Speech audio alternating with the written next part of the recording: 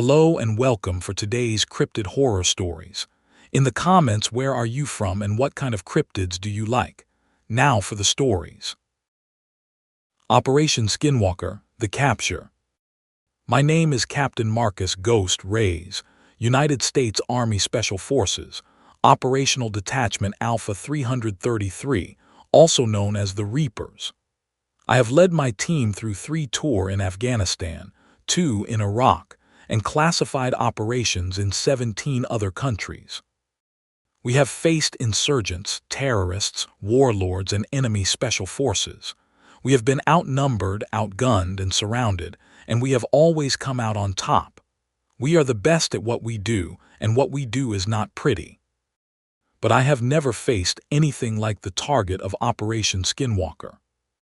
The briefing came on a Tuesday, in a secure facility beneath the Pentagon that I didn't know existed. My team, 6 men, my brothers, the only family I have left, was summoned without explanation, transported in blacked-out vehicles, and brought to a room that smelled of antiseptic and old secrets.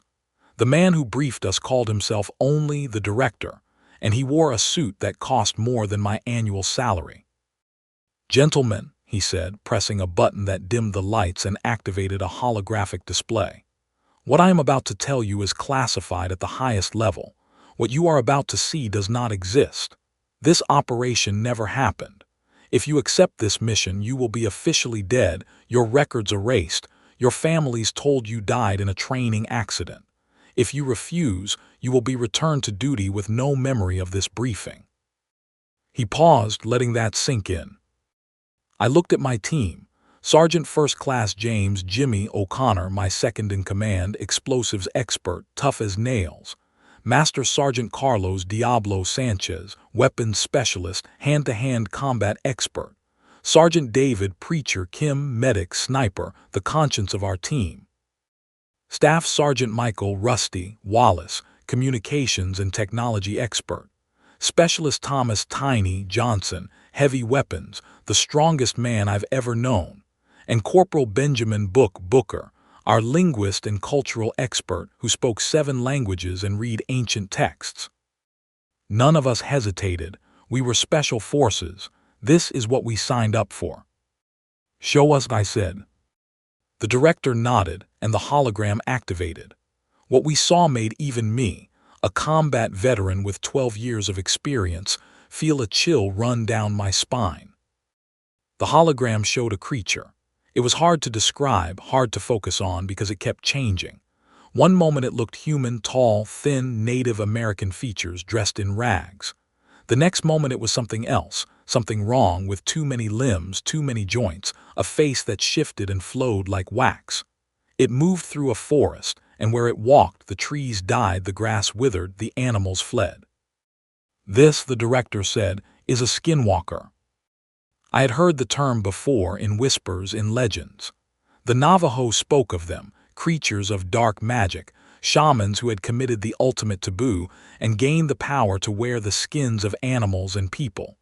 I had dismissed them as superstition, folklore, stories to frighten children. I was wrong. The Navajo call them Ye Naldlusha, the director continued. With it, he goes on all 4s. They are humans who have gained supernatural powers through murder and dark rituals. They can take any form, mimic any voice, become anyone or anything. They are predators, gentlemen, apex predators, and they are real. The hologram changed, showing photographs, crime scene photos. I realized. Bodies, horribly mutilated, organs removed, skin flayed, arranged in patterns that suggested ritual and purpose.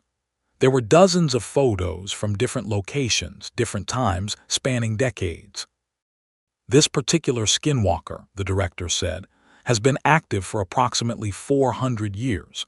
It has killed over 3,000 people. It has taken their forms, their memories, their lives. It has infiltrated governments, militaries, intelligence agencies. It has been presidents and generals, CEOs and celebrities. And 3 weeks ago, it took the form of Senator James Caldwell." Senator Caldwell, the chairman of the Armed Services Committee, The man who controlled the military budget, who had access to every secret, every weapon, every operation. If a skinwalker had replaced him. "We need it captured alive," the director said. "We need to study it to understand its abilities, to find a way to detect and destroy others of its kind. This is the most important mission in the history of this nation, gentlemen. The survival of our species may depend on it." "Where is it?" I asked. "We don't know exactly," the director admitted.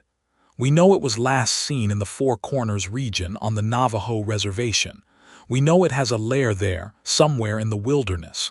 We know it returns there periodically to feed, to rest, to change." "That's not much to go on," Preacher said. "No," the director agreed.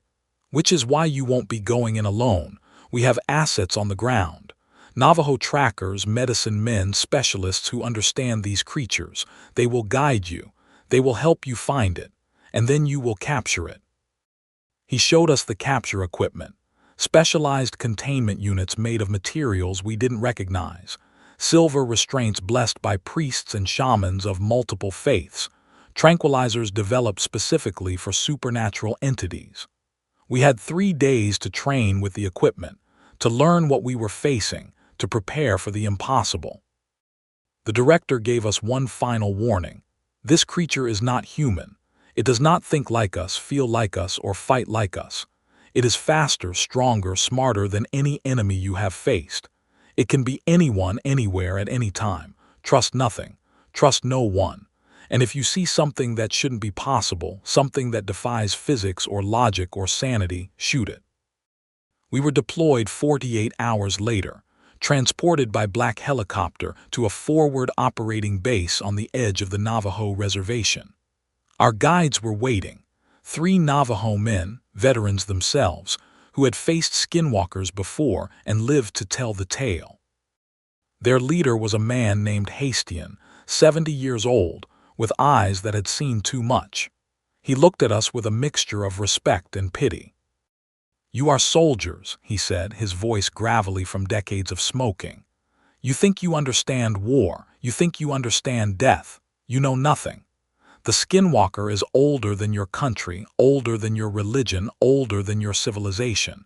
It has killed warriors greater than you. It has destroyed armies. It will try to destroy you." "Then we'll kill it," Tiny said, his massive arms crossed over his chest. "You cannot kill it," Hastian said simply. "Not with bullets, not with bombs, not with anything you possess. You can only contain it, and only for a time. And to do that, you must understand it." He taught us what he knew. The skinwalker was a shaman who had killed a family member, gaining the power to wear their skin and take their form. The more skins it took, the more powerful it became. It fed on fear, on suffering, on the life force of its victims. It was vulnerable only in its true form, a twisted, hybrid creature that was neither human nor animal but something in between. And it could be trapped, bound, imprisoned using ancient rituals and modern technology combined. "The key," Hastian said, "is to force it to reveal its true form. When it does, it is vulnerable. It can be captured, but it will not reveal itself willingly. You must make it angry, make it desperate, make it show its true nature." "And how do we do that?" I asked. Hastian smiled, a grim expression that didn't reach his eyes. "You attack it where it lives. You threaten its lair, its skins, its power. You make it understand that you are not prey but predators, and then you prey." We spent the next week preparing, training, learning the terrain. The Navajo showed us maps, sacred sites, places where the skinwalker had been sighted. We studied the patterns of its kills, the locations of its lairs, the times when it was most active. We prepared our weapons, loaded our silver bullets, blessed our blades, readied our containment unit. And then, on the 7th day, we found it. The skinwalker's lair was in a canyon deep in the reservation, a place called Death's Door by the Navajo. The canyon was narrow, treacherous, accessible only by foot or horseback. The walls were red sandstone, carved by wind and water over millions of years, filled with caves and alcoves that had been used by ancient peoples for ceremonies and shelter. The Skinwalker had claimed the largest cave, high on the canyon's eastern wall. We could smell it from 100 yards away, a stench of rotting flesh, ancient blood, and something else, something sweet and foul like flowers blooming in a graveyard. The Navajo refused to go closer, said the air itself was poisoned by the creature's presence. We went alone, my team and I, climbing the canyon wall in the dead of night, using ropes and harnesses, moving silently despite our heavy gear. We were ghosts, shadows, predators stalking the ultimate predator. The cave entrance was marked by symbols, Navajo protective wards, painted in blood, warning the curious away. We ignored them, pushed past, entered the darkness. What we found inside would haunt my dreams for the rest of my life. The cave was vast, a natural cathedral of stone and shadow, and it was filled with skins, hundreds of them. Human skins, animal skins hung from the ceiling like grotesque curtains, arranged on the walls like tapestries, spread on the floor like carpets. There were skins of every age, every race, every sex, men, women, children, bears, wolves, coyotes, deer, birds. Each skin had been carefully preserved, stretched, treated, kept ready for the skinwalker to wear. In the center of the cave was the creature itself, or what we thought was the creature. It was wearing a skin, a human skin, that of a young Navajo woman, beautiful, peaceful, dead. The skinwalker sat cross-legged on a stone altar, eyes closed, breathing slowly, meditating or sleeping, or whatever it was that skinwalkers did. We moved into position, surrounding the altar, weapons ready, containment unit prepared. I gave the signal and we struck. The tranquilizer darts hit the creature simultaneously, 6 darts, each containing enough sedative to bring down an elephant. The skinwalker didn't even flinch. It opened its eyes, yellow, slitted, inhuman, and smiled. "Soldiers," it said, its voice like a chorus, like many voices speaking in unison. How predictable. It moved. I have never seen anything move that fast. One moment it was sitting, the next it was standing, and then it was among us, moving like liquid, like shadow, like death itself. Tiny went down first, the skinwalker's hand too long, too many fingers, punching through his body armor and into his chest, emerging with his heart in its fist. He died before he hit the ground, his massive body collapsing like a felled tree.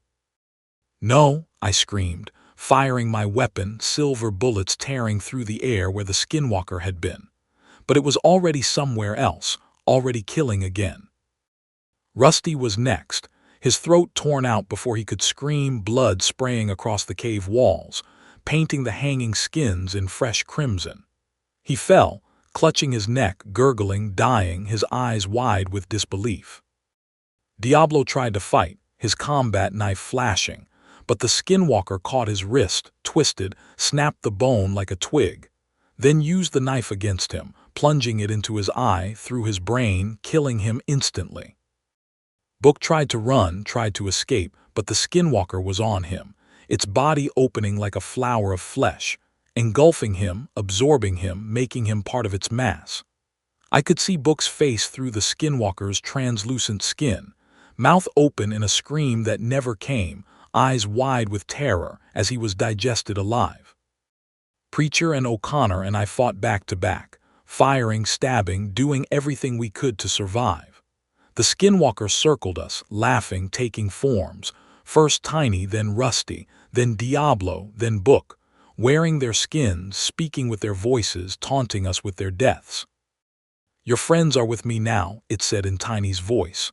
"I wear them, I am them. Join us, Captain, join your team." "Go to hell," I snarled, emptying my magazine into the thing wearing Tiny's face. It laughed and changed again, becoming something new, something terrible. Its true form, I realized, or as close to true as it could show. It was a monster, a chimera, a patchwork of all the skins it had taken. Human hands with 7 fingers, wolf's legs, bear's torso, bird's wings, all shifting and merging and separating in a constant, nauseating dance. "Now," it said, its voice the sound of breaking glass and screaming children, "I will wear you." It attacked and we fought, and somehow, impossibly, we survived. Preacher hit it with holy water blessed by the Pope himself, and the Skinwalker screamed, its flesh smoking, its form flickering. O'Connor used his explosives not to kill. We knew that was impossible, but to collapse part of the cave, pinning the creature under tons of stone.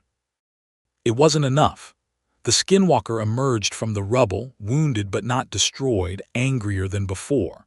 It came for O'Connor, and I watched my second-in-command, my brother, my friend, die with his own knife in his throat, the Skinwalker wearing his face, speaking with his voice. "Jimmy," I whispered, falling to my knees, my ammunition spent, my strength gone. "Jimmy is gone," the Skinwalker said, advancing on me. "They are all gone. You are alone, Captain, alone and defeated." Preacher stepped forward, placing himself between me and the creature. "Not alone," he said, and he triggered the failsafe. We had prepared for this, prepared for the possibility that we would fail, that the creature would be too strong. Preacher had explosives strapped to his body, enough to bring down the entire cave, to bury us all under tons of stone. He had a dead man's switch, a trigger that would detonate if his heart stopped. "Preacher, no," I gasped. "For the mission," Preacher said, and he charged. The Skinwalker caught him, claws raking across his chest, teeth sinking into his throat. But Preacher held on, held tight, triggering the explosives. The world went white, then black. When I woke, I was buried alive. The cave had collapsed, tons of stone pinning me, crushing me, killing me slowly. I could feel my ribs broken, my lungs filling with blood, my body dying. But I was alive, and the Skinwalker was trapped. I could feel it, somewhere in the darkness, buried with me, wounded, weakened, unable to escape. The explosion had worked, had contained it, had trapped it under the same stones that were killing me. I reached for my radio, my emergency beacon, my last hope. It was broken, crushed, useless. I was alone, dying, with the creature I had been sent to capture. "Clever," the Skinwalker's voice came from the darkness, weak, wounded, but still alive. "Your friend sacrificed himself, trapped us both. But I will survive, Captain, I always survive. And you will die here in the dark alone." "Maybe," I said, my voice a whisper, "but I'll take you with me." I reached for the one weapon I had left. Not a gun, not a knife, not a bomb, something else. Something Hastian had given me, something the Navajo had taught me. A ritual, a binding, a way to trap the Skinwalker not in stone but in spirit. I spoke the words, the ancient Navajo chants, the sacred prayers. I felt power flow through me, power I didn't know I possessed, power drawn from the earth, from the stone, from the very air. I bound the Skinwalker, wrapped it in chains of spirit and will, trapped it in its true form, prevented it from changing, from escaping. "What are you doing?" the creature screamed, thrashing, unable to shift, unable to flee. "Stop, stop this." "Capturing you," I said, and I felt the binding take hold, felt the Skinwalker become solid, become real, become trapped. The rescue team found us 12 hours later, emergency crews with heavy equipment, drawn by the explosion, by the collapsed cave, by the missing Special Forces team. They dug us out, found me barely alive, found the Skinwalker bound and helpless, its true form revealed at last, a twisted, broken thing of fur and flesh and hate. We had done it. We had captured it. 5 of my men had died, but we had succeeded. The Skinwalker was contained, trapped, ready for study, ready for whatever experiments the director had planned. As they loaded me into the helicopter, as the morphine took away the pain, I looked back at the cave, at the collapsed entrance, at the place where my brothers had died. I saluted them there in the darkness, honored their sacrifice, promised to remember. The mission was complete. The Skinwalker was captured, but the cost. The cost was everything. The helicopter ride was a blur of pain and medication, my broken body barely held together by the field medic's hasty work and the morphine pumping through my veins. I drifted in and out of consciousness, catching glimpses of the landscape below, the red rocks of the canyon giving way to desert, then to mountains, then to the lights of civilization. I didn't know where we were going, didn't care. All I could think about was my team, my brothers, the men I had led to their deaths. 5 good men, 5 heroes, 5 friends. Gone. When we landed, I was rushed into a medical facility that made the Pentagon's secret bunker look like a public hospital. The walls were white, sterile, humming with advanced technology I didn't recognize. Doctors in hazmat suits swarmed over me, cutting away my gear, assessing my wounds, working with the desperate efficiency of people who knew they were racing against time. Multiple rib fractures, collapsed lung, internal bleeding, one doctor recited, his voice muffled by his mask. Spinal compression, possible paralysis, liver laceration, he's dying. Save him, a voice commanded, the director. He was here, watching from behind protective glass. Whatever it takes, we need him. He's the only one who bound the creature. They operated for 14 hours. I drifted on the edge of death, held back by machines and medications, and the stubborn will to survive that had kept me alive through 3 wars. They rebuilt my ribs with titanium, drained my collapsed lung, repaired my liver, fused my spine. When I woke 3 days later, I was alive barely, wrapped in bandages and tubes and pain. But I was alive. The director visited me on the 5th day, once I was conscious enough to understand. He looked older than he had in the briefing room, his face lined with stress, his eyes carrying the weight of secrets. "Captain Reyes," he said, pulling up a chair beside my bed, "you performed admirably, beyond admirably. You and your team accomplished something that has never been done before. You captured a skinwalker alive." "My team is dead," I said, my voice raspy, barely audible through the damage to my throat. 5 men, dead. "Yes," the director said, and there was genuine sadness in his voice. "They are heroes. Their sacrifice will be remembered. Their families will be taken care of." "I want to see it," I said. "What?" "The Skinwalker. I want to see what we captured." The director hesitated, then nodded. "You're entitled, but I must warn you it's not pleasant. The creature is contained, but it's still dangerous, still aware, still angry." They wheeled me to the containment facility on a gurney, my body too broken to walk, my nurses pushing me through corridors that descended deep underground. The facility was a fortress, layers of security, checkpoints every 100 feet, guards armed with weapons I didn't recognize.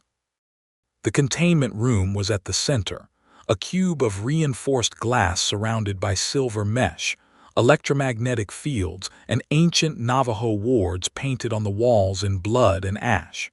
Inside, floating in a suspension field, was the Skinwalker. It was horrible. Even contained, even bound, even trapped in its true form, it was the most terrifying thing I had ever seen. It was a patchwork of all the skins it had taken, human and animal merged in a grotesque parody of life. Faces pressed against the surface from within, mouths open in silent screams, eyes wide with endless suffering. Limbs twisted in impossible directions, joints bending wrong, claws and teeth and fur and flesh all merged into one nightmare organism. But worst were the eyes. Yellow, slitted, burning with intelligence and hate, fixed on me as I was wheeled into view. "Captain Reyes," it said, and its voice was the voices of my dead men speaking in unison. "You survived. How? Disappointing." "I'm alive," I said, "and you're trapped." "Trapped?" the creature laughed, a sound like breaking glass. "This shell is trapped. This form is bound. But I am more than flesh, Captain. I am spirit. I am shadow. I am everywhere." "You're in a cage," I said, "and you're going to stay there." "For now," the Skinwalker agreed. "But I am patient. I have waited 400 years. I can wait 400 more. And when I am free, and I will be free, Captain, make no mistake, I will come for you. I will wear your skin. I will become you.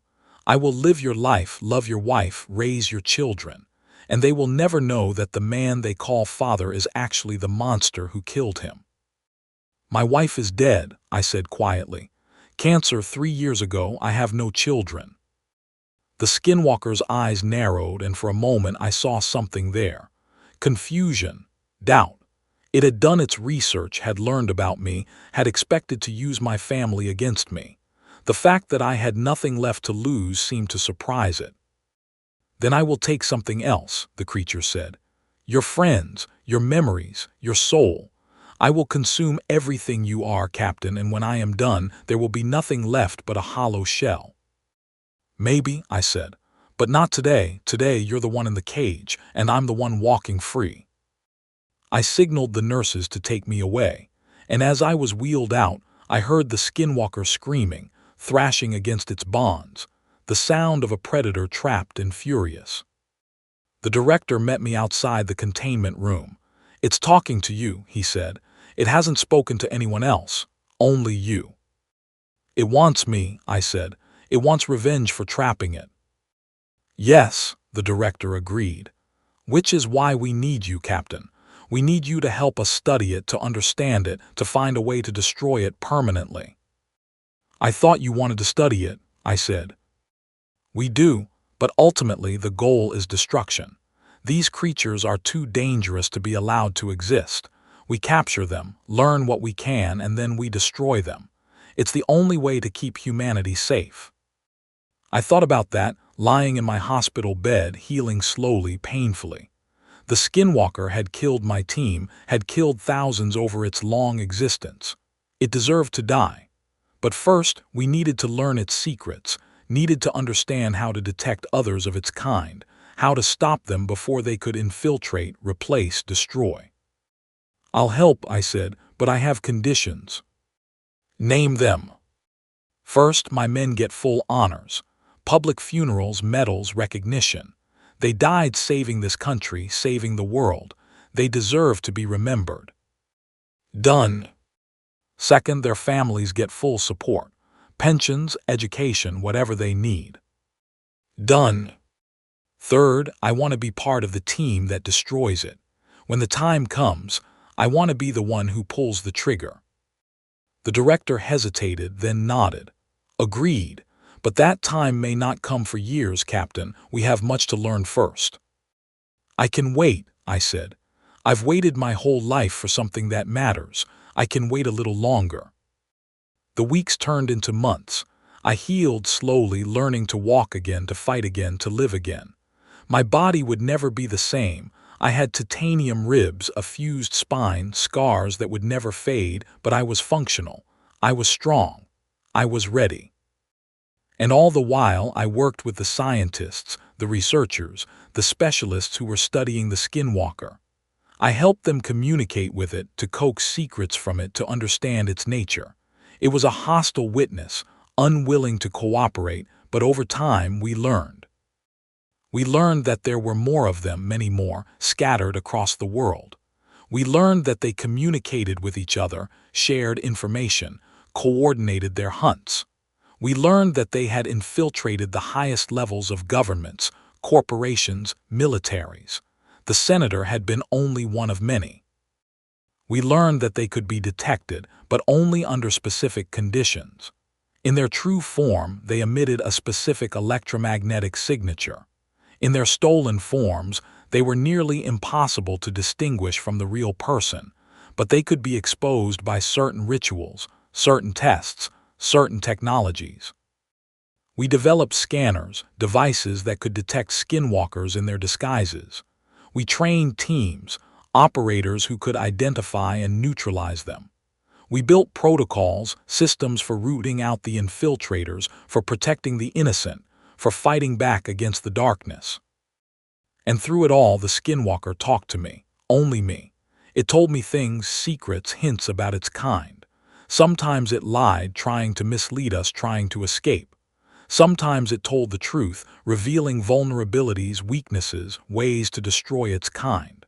I learned to tell the difference, to read its tells, to understand its psychology. It was lonely, I realized. 400 years of existence, taking forms, wearing lives, but never truly belonging. It was a predator, yes, a monster, but it was also sad, trapped in an existence of constant hunger, constant deception, constant isolation. It could be anyone, but it was no one. It could have anything, but it had nothing. "Why do you do it?" I asked it one day, months into our strange relationship. "Why kill? Why take their forms?" "Because I can," it said. "Because it is what I am. Because the power is intoxicating. To become someone else, to live their life, to know their secrets, their loves, their fears. There is nothing like it, Captain. Nothing in your world can compare. But you destroy them, you consume them." "Yes," the Skinwalker said, and for the first time I heard something like regret in its voice. "I consume them, and each time I lose a piece of myself. Each skin I take, each life I steal, each soul I devour, they become part of me. I carry them all, Captain. Thousands of souls screaming in my mind, crying out for release. It is loud, so very loud." "Then stop," I said. "Stop killing, stop taking, find peace." It laughed, that terrible sound. "There is no peace for what I am. There is only hunger, only need, only the endless, consuming drive to take, to become, to possess. I am a Skinwalker, Captain. It is all I know, all I can be."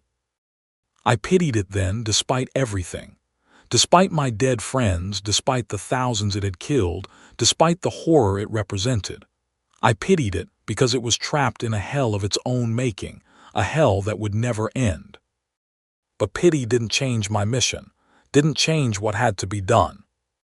A year after the capture, we were ready. The scientists had learned everything they could. The scanners were deployed. The protocols were in place. The Skinwalker's secrets had been extracted, its knowledge cataloged, its weaknesses mapped. It was time to end it. I stood in the containment room, dressed in combat gear, armed with weapons designed specifically for this moment. The director stood beside me, along with a team of specialists, witnesses to the execution. "Do you have any last words?" I asked the Skinwalker, floating in its suspension field. "Many," it said, its voice calm, resigned. "But they are for you alone, Captain. Send the others away." I hesitated, then nodded to the director. He and the specialists left, sealing the door behind them. I was alone with the creature I had captured, the monster I had trapped, the being I was about to destroy. "Speak," I said. "I am not the only one," it said. "There are others, many others, and they know what happened here. They know you captured me. They fear you now, Captain. They see you as a threat. They will come for you, for your organization, for everything you love. You have made enemies of the oldest predators on Earth." "Let them come," I said. "I'll be ready." "Perhaps, but know this, I could have escaped. Many times I could have broken free, killed you all, returned to the shadows. But I stayed. Do you know why?" "No." "Because I was tired," the Skinwalker said, and its voice was different now, almost human. "Because 400 years is a long time to be hungry, because I wanted it to end, because you reminded me of something I had forgotten. Honor, sacrifice, love. The things your friend preacher showed me when he died to trap us both. I had forgotten that such things existed." "I'm sorry," I said, and I meant it. "Don't be," the Skinwalker said. "Just make it quick." I activated the device. It was a combination of technologies, electromagnetic, mystical, nuclear. It would destroy the Skinwalker's body, scatter its spirit, release the thousands of souls it had consumed. It would end the creature's existence permanently. The Skinwalker screamed as the energy built, screamed with all the voices it had taken, all the souls it had consumed. The sound was terrible, beautiful, haunting. A chorus of the dead, finally, mercifully, being released. "Thank you," it whispered as the light consumed it. "Thank you." Then it was gone. The Skinwalker, the monster, the nightmare destroyed. The containment field collapsed, the glass shattered, and where the creature had floated, there was nothing but ash and light and the faint scent of jasmine. I stood in the empty room, surrounded by the remains of the thing I had hunted, captured, and destroyed. My mission was complete. My team's sacrifice was avenged. The world was safer, if only slightly. But I knew, as I had known from the beginning, that this was not the end. The Skinwalker had been right. There were others, many others, and they would come. They would hunt me, hunt my organization, hunt anyone who threatened their existence. Let them come, I was ready. I was trained, I was strong. I walked out of the containment room, out of the facility, out into the world. The sun was setting, painting the sky in shades of blood and gold. The night was coming, and with it, the things that hunted in darkness. But I would hunt them back. This is my story. This is my truth. The Skinwalker is destroyed, but the war continues. There are other monsters, other threats, other nightmares waiting in the shadows. And I will face them all one by one until the darkness is pushed back, until humanity is safe, until the last monster is dead. I am Captain Marcus Reyes. I survived the Skinwalker, and I will survive whatever comes next.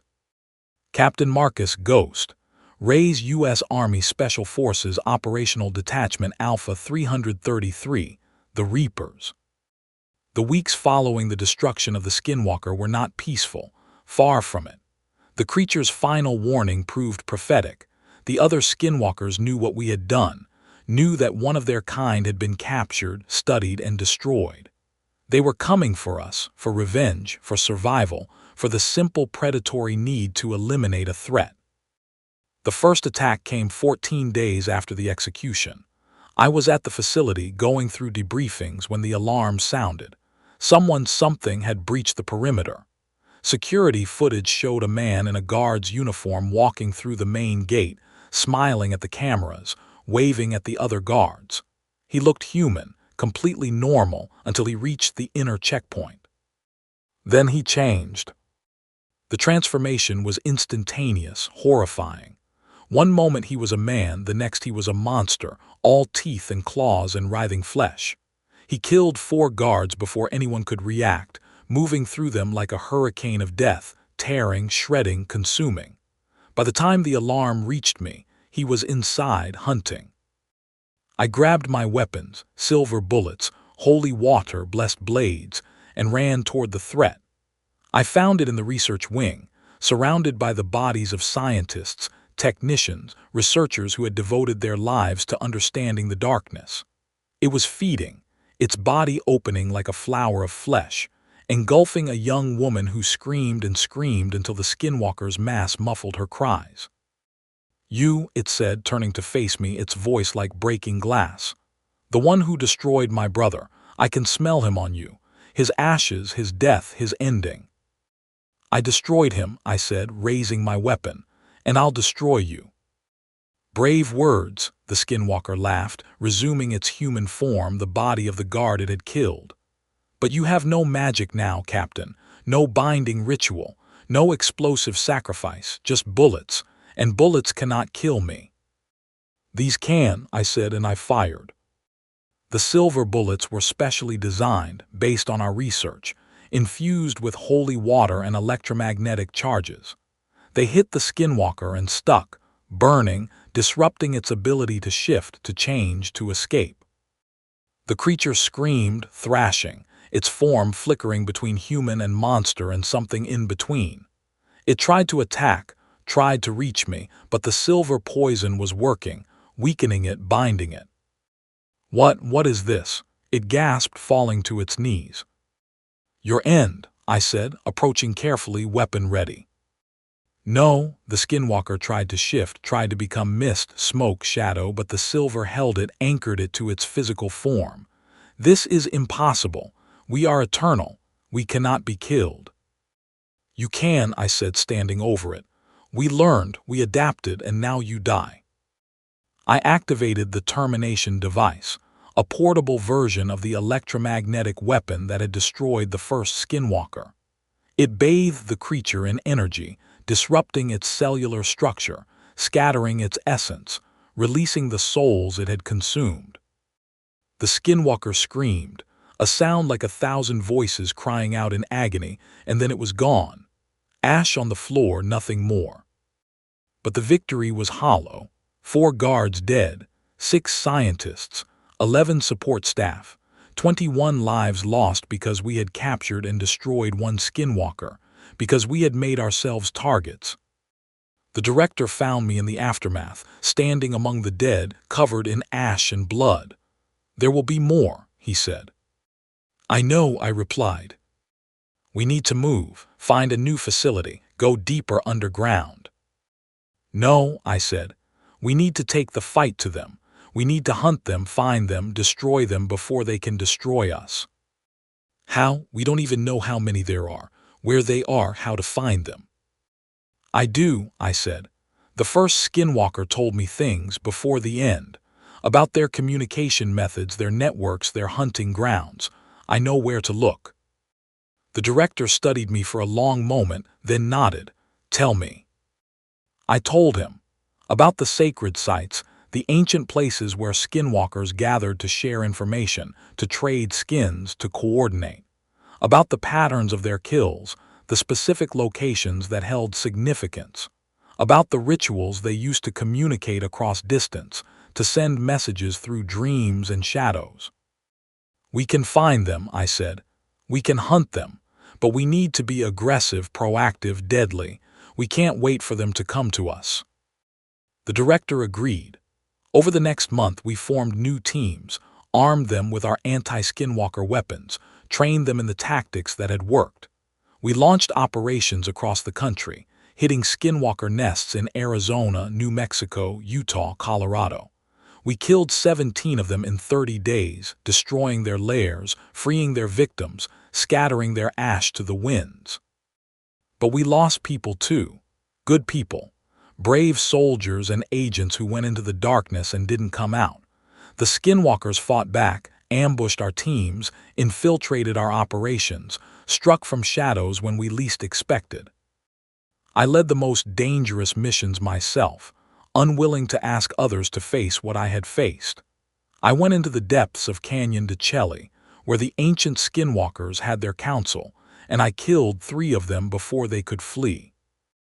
I raided a compound in the Superstition Mountains, destroyed a nest of 6 that had been feeding on undocumented immigrants for decades.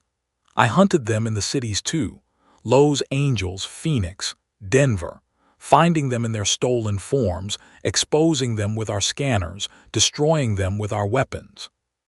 By the end of the second month, I had personally killed 23 skinwalkers, 23 monsters, 23 predators, 23 threats eliminated. But it wasn't enough. There were always more, always another nest, another hunter, another nightmare. And they were adapting, learning, evolving.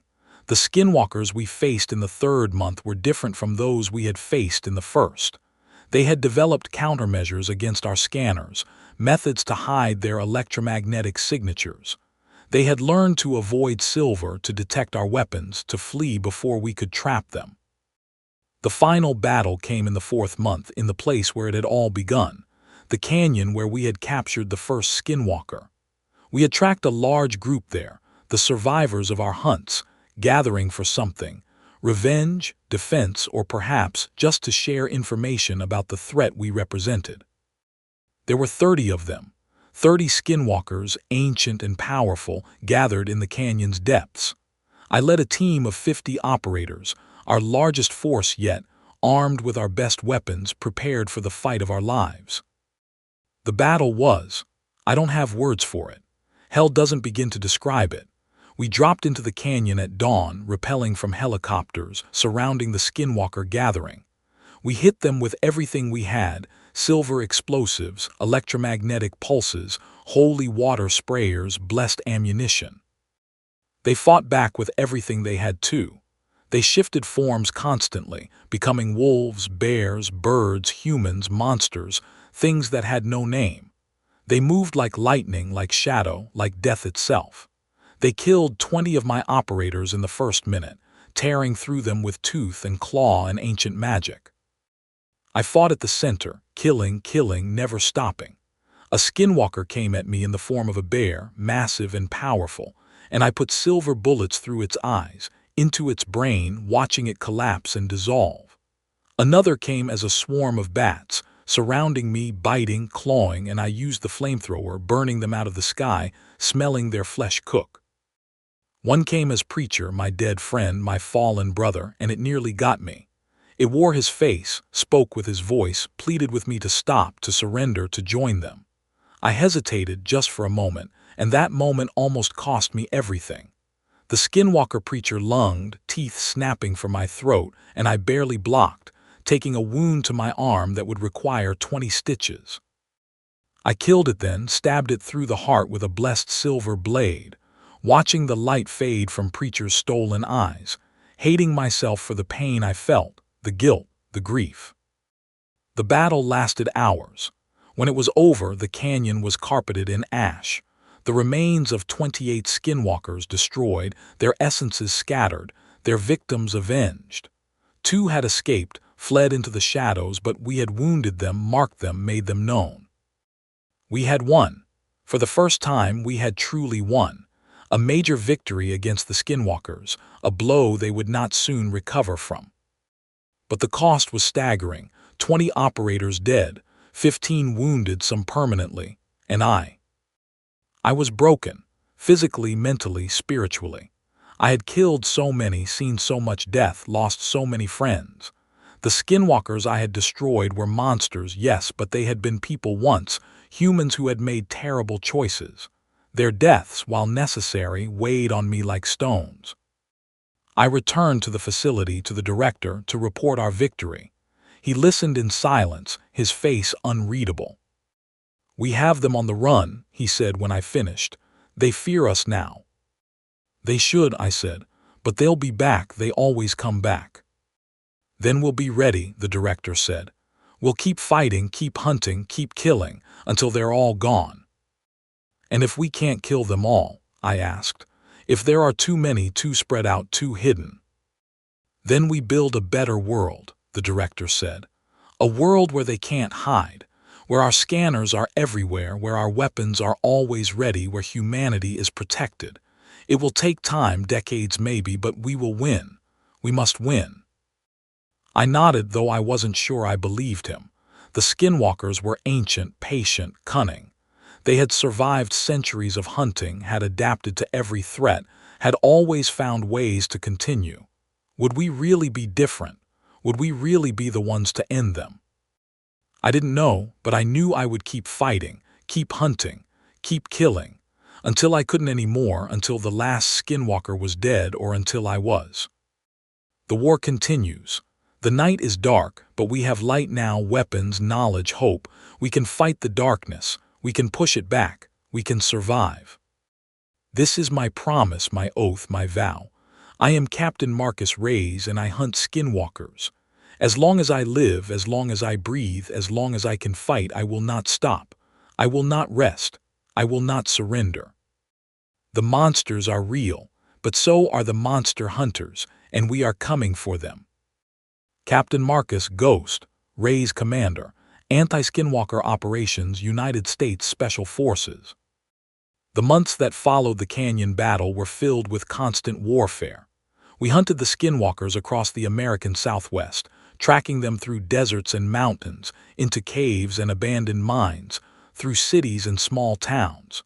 We became experts at finding them, at exposing them, at destroying them. But they were experts too, and the battles grew more brutal, more desperate, more costly. I remember every operator we lost, every name, every face, every death. I carry them with me, the weight of command, the burden of leadership. I sent them into the darkness, and not all of them came back. I made the calls, gave the orders, led the charges. Their blood is on my hands, their deaths on my conscience. There was Sergeant Maria Gonzalez, killed in a skinwalker ambush in the Sonoran Desert. The creature had buried itself in the sand, waiting for our patrol to pass, then erupted like a shark from the depths, engulfing Maria before she could scream.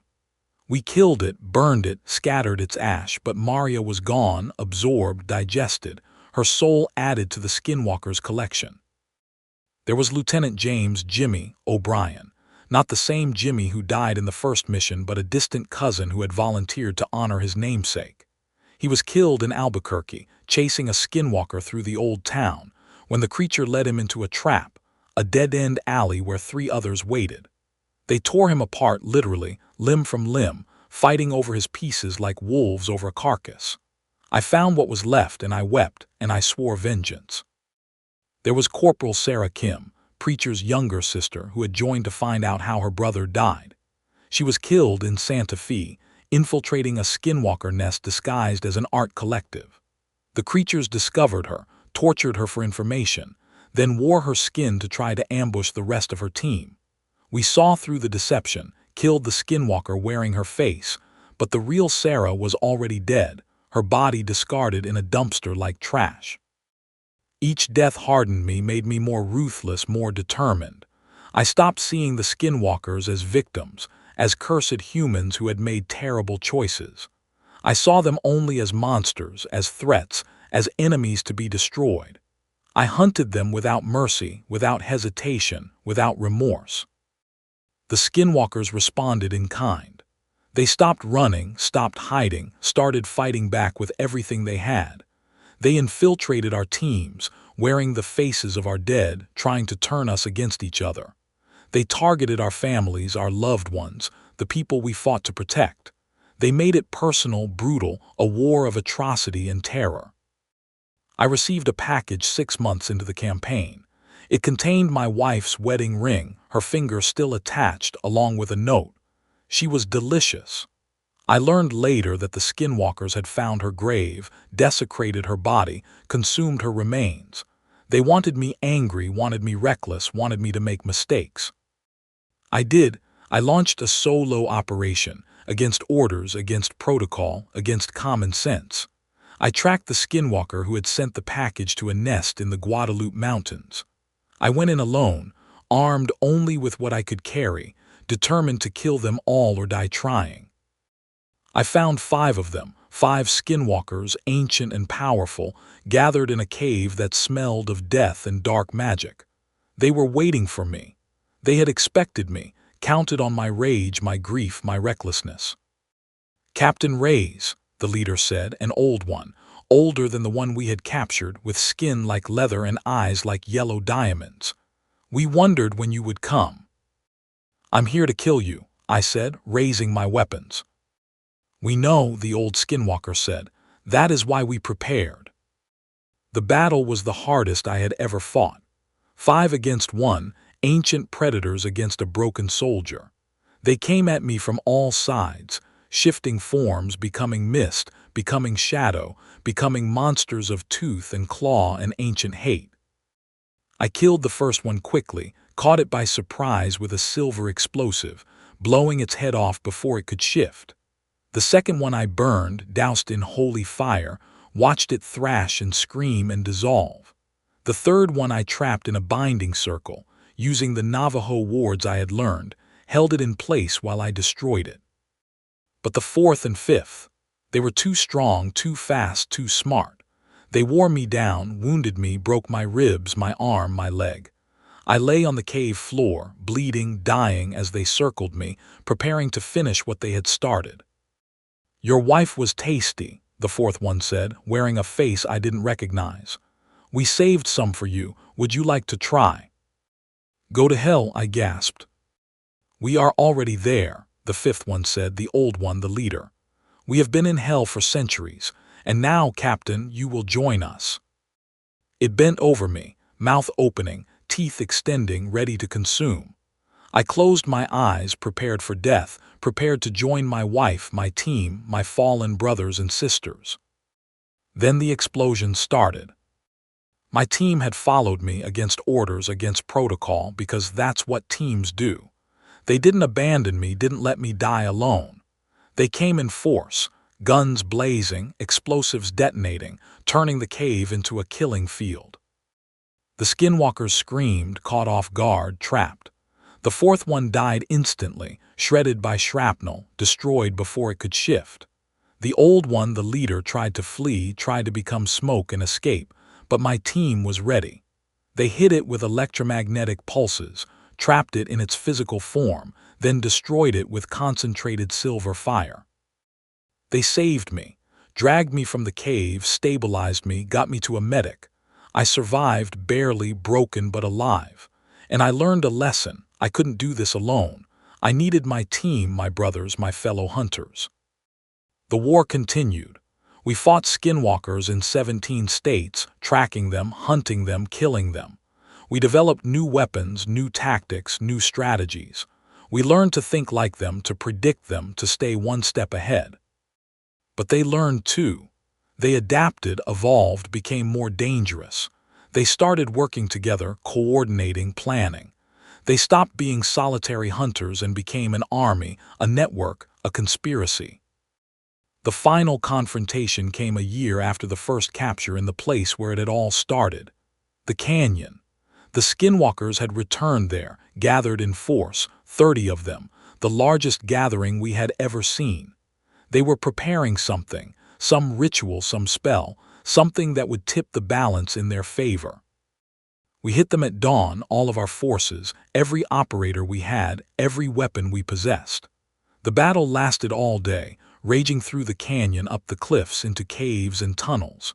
Explosions shook the earth, gunfire echoed off the walls, screams filled the air. I fought at the front, leading by example, killing with every breath. I destroyed 8 Skinwalkers that day, 8 ancient monsters, 8 threats eliminated. My team fought beside me, killing, dying, bleeding, but never giving up. When the sun set, we stood victorious. 30 Skinwalkers destroyed, their ritual stopped, their plans ruined. The balance shifted finally in our favor. But the cost was everything. Half my team was dead, the other half wounded. I myself took a wound that would have killed me, a claw through the chest, inches from my heart. I survived, barely, healed slowly, but I was never the same. The Skinwalkers were broken, their network shattered, their numbers decimated. But they weren't gone. A few escaped, fled into the shadows, disappeared. They would rebuild, regroup, return. The war wasn't over. It would never be over. But we had won a victory, a major one.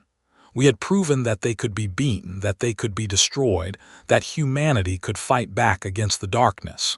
We had given hope to the world, even if the world didn't know it. I retired after that battle, medically discharged, honorably separated. My body was too broken, too scarred to continue. But I didn't stop fighting. I became a trainer, a teacher, passing on what I had learned to the next generation of hunters. I wrote manuals, gave lectures, prepared others to face what I had faced. The Skinwalkers are still out there. They always will be. But so are we, the hunters, the fighters, the defenders of humanity. As long as one of us stands, as long as one of us fights, the darkness cannot win.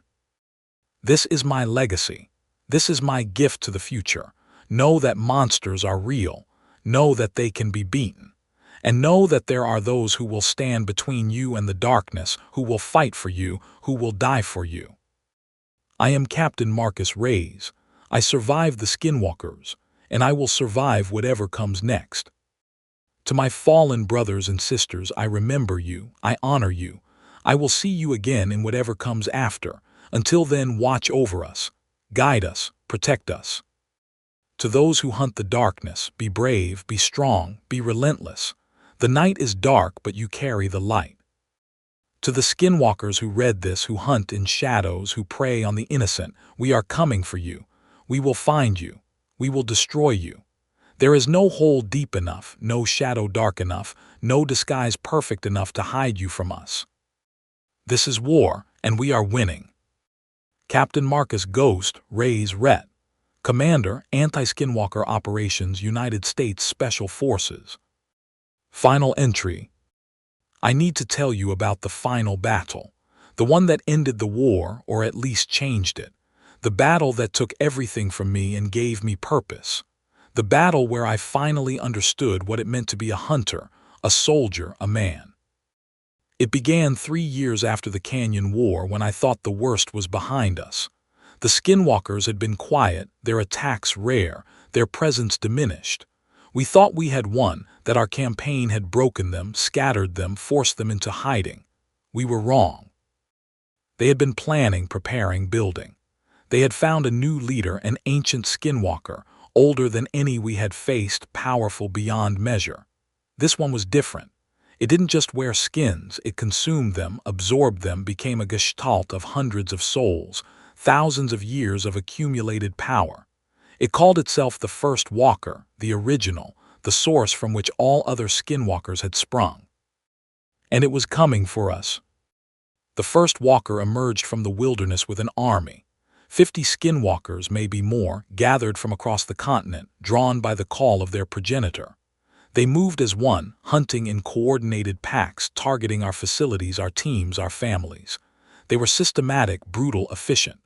They destroyed our base in Colorado, killed everyone there, 43 men and women, leaving only ashes and the message, "We are coming." They destroyed our facility in Texas next, then New Mexico, then Arizona. They were driving us back, pushing us toward the coast, toward the final stand. They wanted us concentrated, trapped, desperate. We gave them what they wanted. We gathered every operator, every hunter, every ally we had. 200 men and women, armed with our best weapons, prepared for the final battle.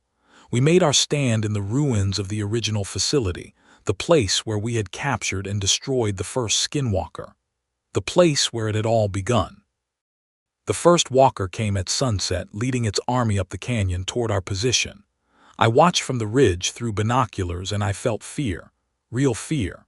The creature was massive, a patchwork of 1,000 skins, shifting and merging, human and animal and monster all combined into one terrible whole. It stood 30 feet tall, maybe more, its body a mountain of writhing flesh and screaming souls. "My God," the director said beside me, "what have we unleashed?" "The end," I said, "one way or another." The battle began with artillery. We had prepared the canyon, mined it, trapped it, turned it into a kill zone. Explosions filled the air as the skinwalkers entered, silver shrapnel tearing through their ranks, electromagnetic pulses disrupting their forms. We killed 20 in the first minute, 30 in the second, reducing their numbers by half before they even reached our lines. But the first walker was unstoppable. It walked through explosions like they were fireworks, its massive form absorbing the damage, healing instantly, growing stronger with each wound. It reached our front lines and simply swept through them, killing, consuming, destroying. I watched good men and women die by the dozen, torn apart, absorbed, worn as skins before they even hit the ground. "Fall back," I screamed into the radio. "Secondary positions now." We fell back, regrouped, hit them again. I led a team personally, charging the first walker with silver explosives, holy water grenades, everything we had. We wounded it, made it scream, made it bleed black blood that burned the earth where it fell. But it kept coming. It grabbed Sergeant Diaz, my friend, my brother, and simply opened.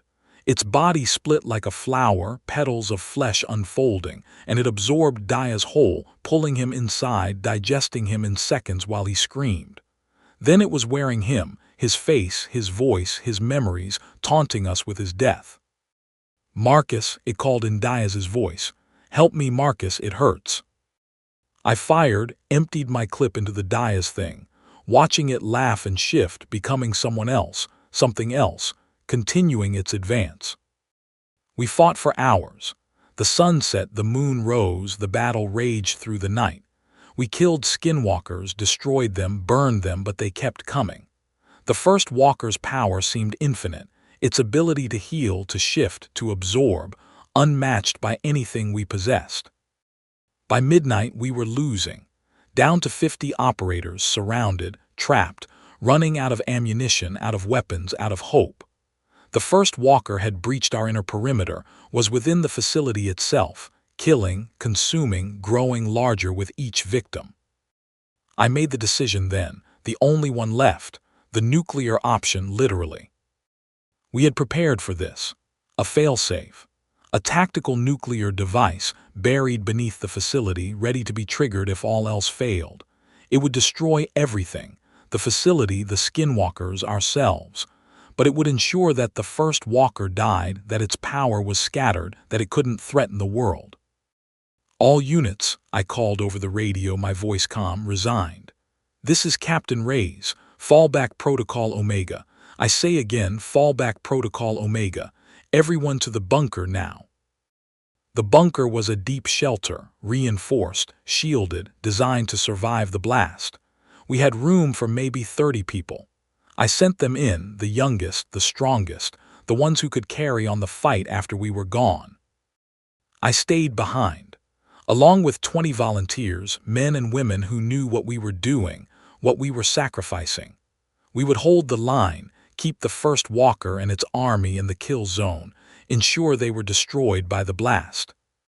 The first walker found us on the surface in the facility's central courtyard. It towered over us, 40 feet tall now, bloated with the souls it had consumed, wearing the faces of our friends, our families, everyone we had ever loved. "Captain Reyes," it said, its voice like thunder, like an earthquake, "you are defeated. Your weapons are spent. Your people are dead. Surrender and I will make your end quick."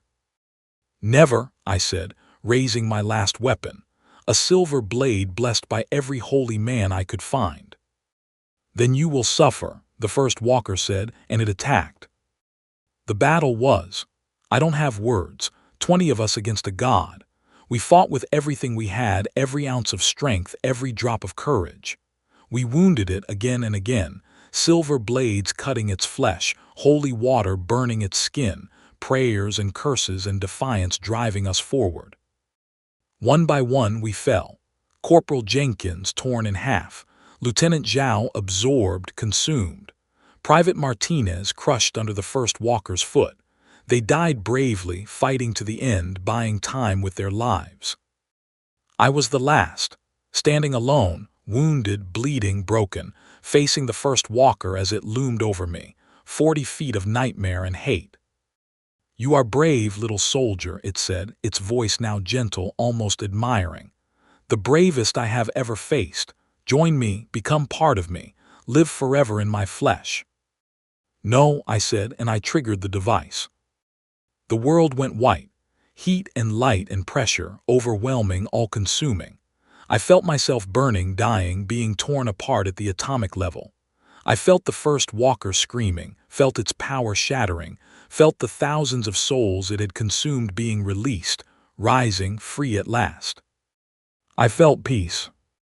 I woke in darkness, not the darkness of death, but the darkness of the bunker, deep underground, shielded from the blast. The failsafe had worked. The explosion had destroyed the facility, the canyon, everything above. The first walker was dead. Its army was destroyed. The threat was ended. But at what cost? I climbed from the bunker, emerging into a wasteland. The canyon was gone, replaced by a crater half a mile across. The facility was dust. The skinwalkers were ash. And my team, my brothers and sisters, the 20 who had stood with me at the end. Gone, all gone.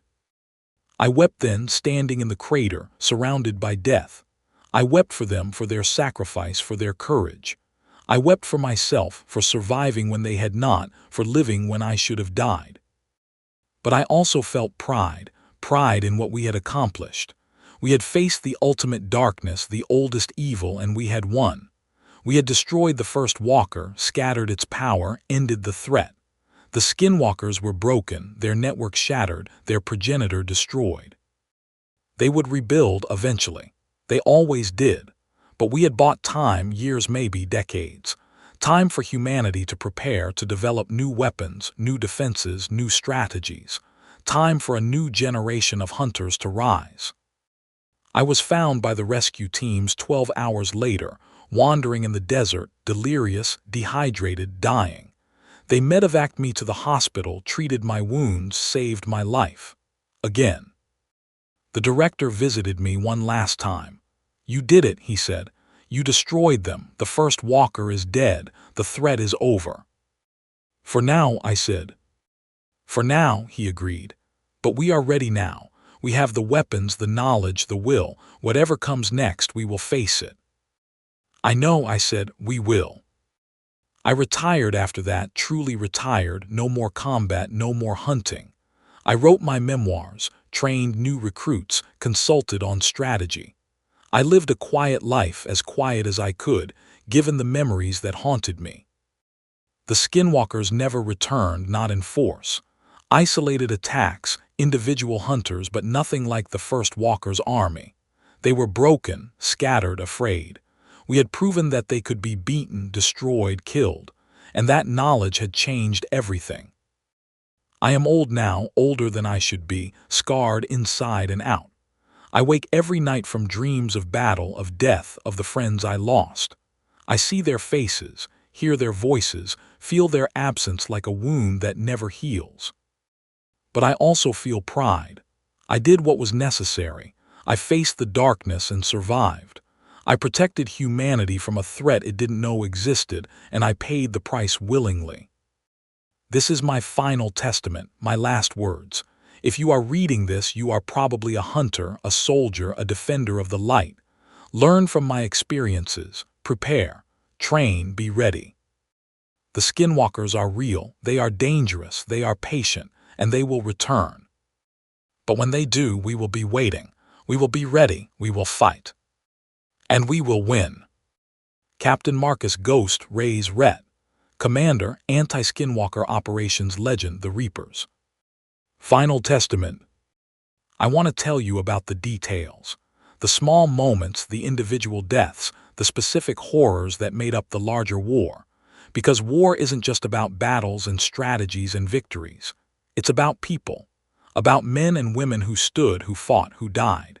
They deserve to be remembered, not just as numbers, but as individuals with names and faces and stories. Let me tell you about Private First Class Jennifer Jenny Martinez. She was 22 years old, fresh out of basic training, the youngest member of our team.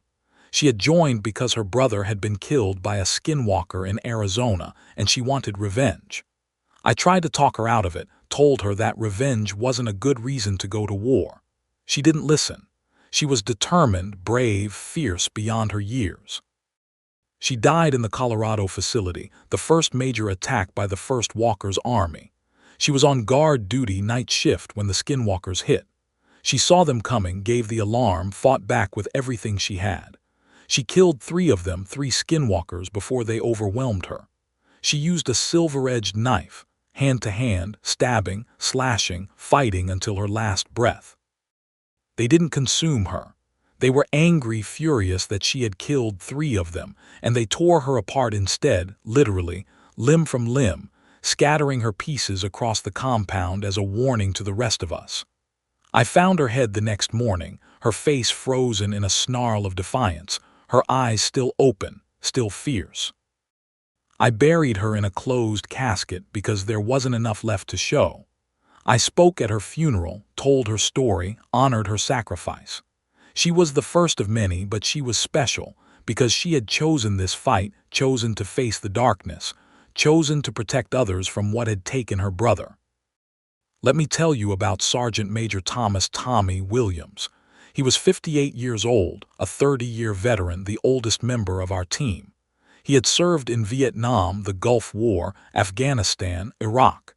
He had seen every kind of combat, faced every kind of enemy. He thought he was done, that his fighting days were over. Then the Skinwalkers came. He joined because he couldn't sit on the sidelines, couldn't let younger men and women face the danger while he watched. He was experienced, wise, a steadying presence for the younger soldiers. He taught them, mentored them, kept them alive through the early days when we were still learning how to fight these monsters. He died in the Texas facility, the second major attack. He was leading a counter-assault, trying to retake the armory that the Skinwalkers had captured.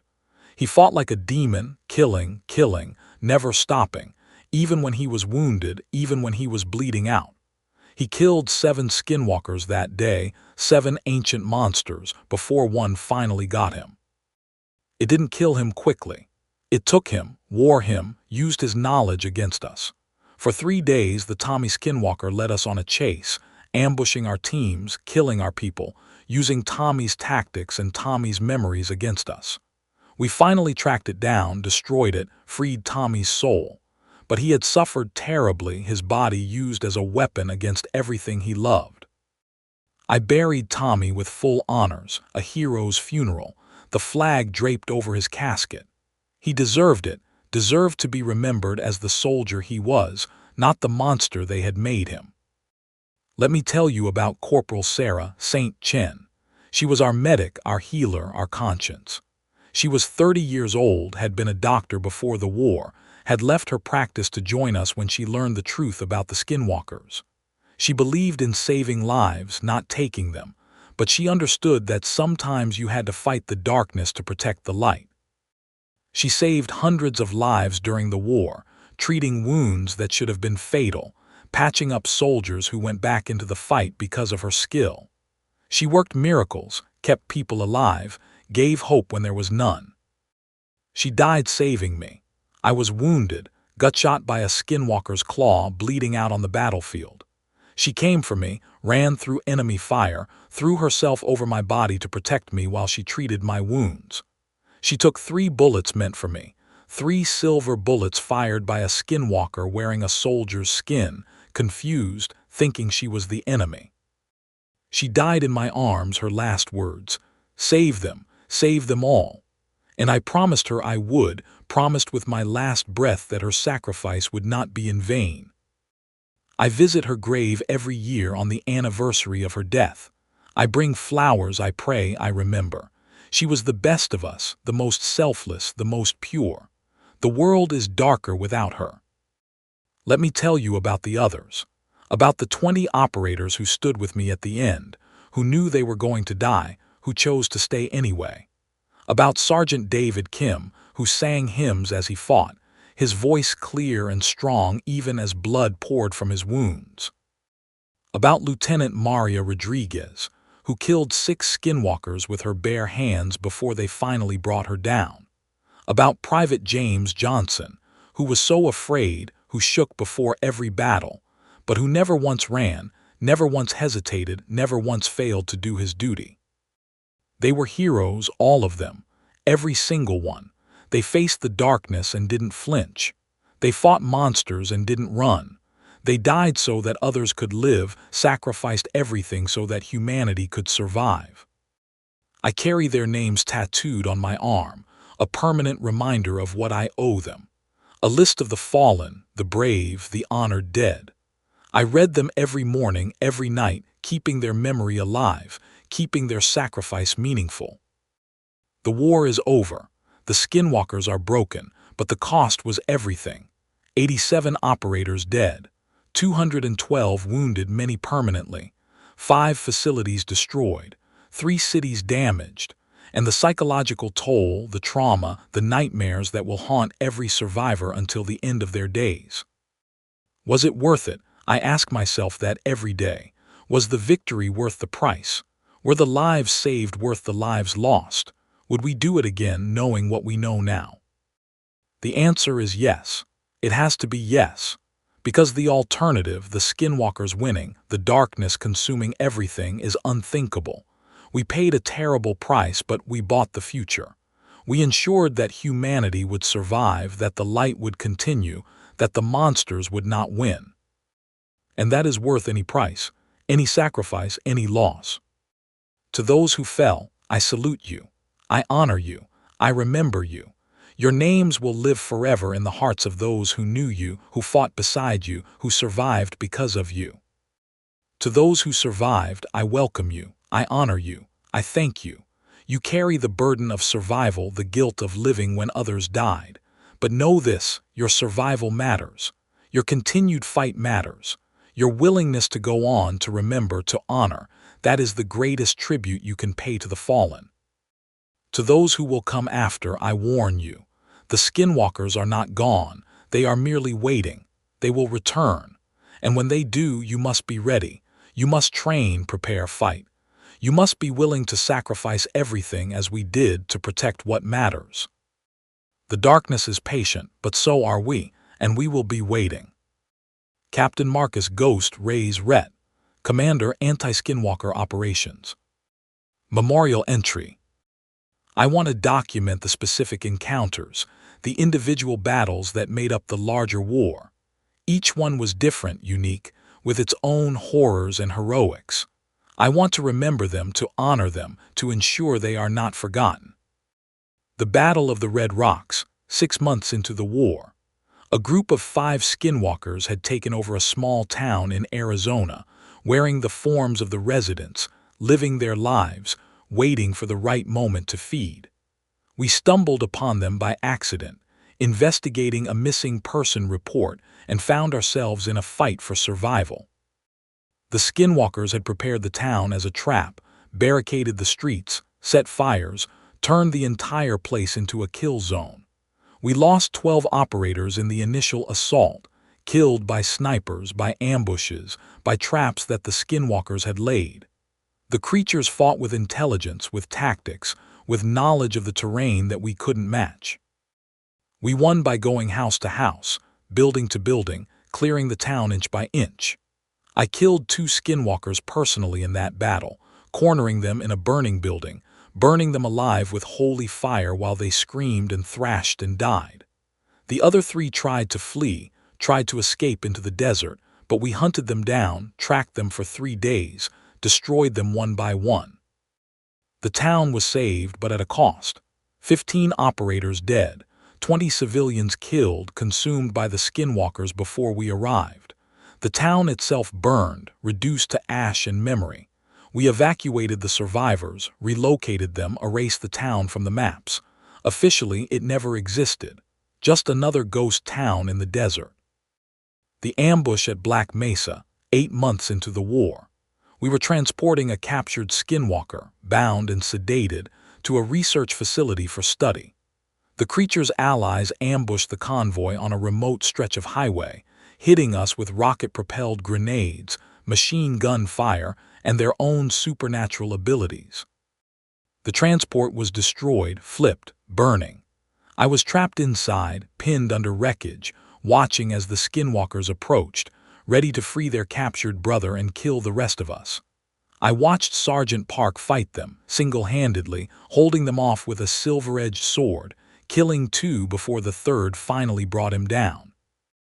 Park's sacrifice bought time for reinforcements to arrive. A helicopter gunship that strafed the area with silver bullets and holy water, driving the Skinwalkers back, destroying 2 of them, forcing the rest to flee. We saved the captive, saved most of the team, but Park was gone, his body so badly mauled that we could only identify him by his dog tags. I carry those tags now on a chain around my neck, a reminder of his sacrifice, his courage, his willingness to stand alone against the darkness. The siege of the copper mine, 10 months into the war. This was different. This wasn't Skinwalkers attacking us. This was us attacking them. We had tracked a major nest to an abandoned copper mine in New Mexico, a labyrinth of tunnels and shafts where they had established a breeding ground, a place where they transformed humans into new Skinwalkers. We went in with 50 operators armed for tunnel fighting, prepared for close-quarters combat. The Skinwalkers had other plans. They had collapsed some tunnels, flooded others, turned the mine into a death trap. We fought in darkness, in water, in spaces so tight we couldn't stand, against enemies that could see in the dark, that could smell our fear, that could hear our heartbeats. It was brutal, house-to-house fighting at its worst, every tunnel a potential ambush, every shadow a potential threat. We lost 20 operators in those tunnels, killed by traps, by ambushes, by the Skinwalkers themselves who knew the terrain better than we ever could. I killed the leader myself in the deepest part of the mine, in a cavern filled with the bones of the consumed. It was an ancient one, powerful, wearing the form of a Navajo shaman, using magic against us, spells and curses and ancient powers that our technology couldn't counter. I fought it with silver and fire and prayer, taking wound after wound, until finally I managed to cut its throat, watched it dissolve into ash and shadow. We destroyed the breeding ground, killed the transformed humans who were too far gone to save, collapsed the mine behind us as we left. The operation was a success, a major blow to the Skinwalker population, but the cost was staggering. 20 dead, 30 wounded, and the psychological toll of killing transformed humans, people who had been innocent once, who had been turned into monsters against their will. The final assault, the battle I've already described but with more detail. The canyon, the first walker, the nuclear explosion. Let me tell you about the specific moments, the individual deaths, the final stands.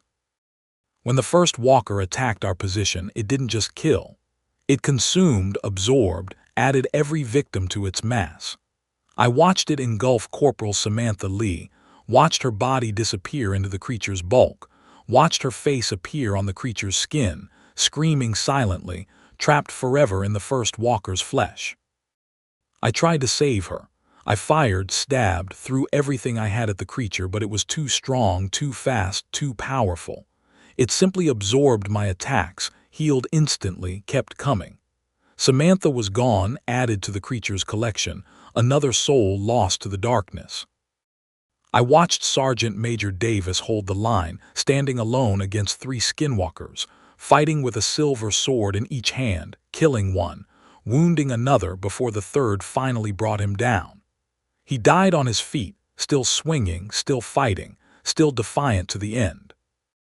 I watched the first walker crush Lieutenant Jennifer Park beneath its foot, simply stepped on her, reducing her to a red stain on the ground, her screams cut off instantly. She had been our best sniper, had killed 7 skinwalkers from a distance before the first walker reached our lines. She died quickly, at least, her end mercifully swift. I watched Private First Class Rodriguez charge the first walker with a satchel charge, trying to blow it up from the inside. The creature caught him, absorbed him, then detonated the charge inside its own body. The explosion wounded it, made it scream, but didn't destroy it. Rodriguez died for nothing, his sacrifice buying only a moment's pain for the creature. And I watched the final 20, the ones who stood with me at the end. I remember each of them. I remember Corporal Chen, who sang as she fought, her voice clear and beautiful even as blood poured from her wounds. I remember Lieutenant Kim, who killed 4 skinwalkers with his bare hands before being overwhelmed. I remember Sergeant Thompson, who fought with 2 broken legs, dragging himself forward with his hands, still firing his weapon until the end. They stood, they fought, they died, and because of them I was able to trigger the device, able to destroy the first walker, able to end the threat. Their sacrifice made the victory possible. Their courage made the difference. I live with their memory every day. I see their faces in my dreams, hear their voices in my thoughts, feel their absence like a physical wound. I owe them everything. My life, my freedom, the world we saved. This is the truth of war. It is not glory. It is not honor. It is blood and pain and loss and sacrifice. It is good people dying for a cause, for each other, for the future. It is the darkness being pushed back, inch by inch, life by life, sacrifice by sacrifice. We won. The skinwalkers are broken, the first walker is destroyed, the threat is ended.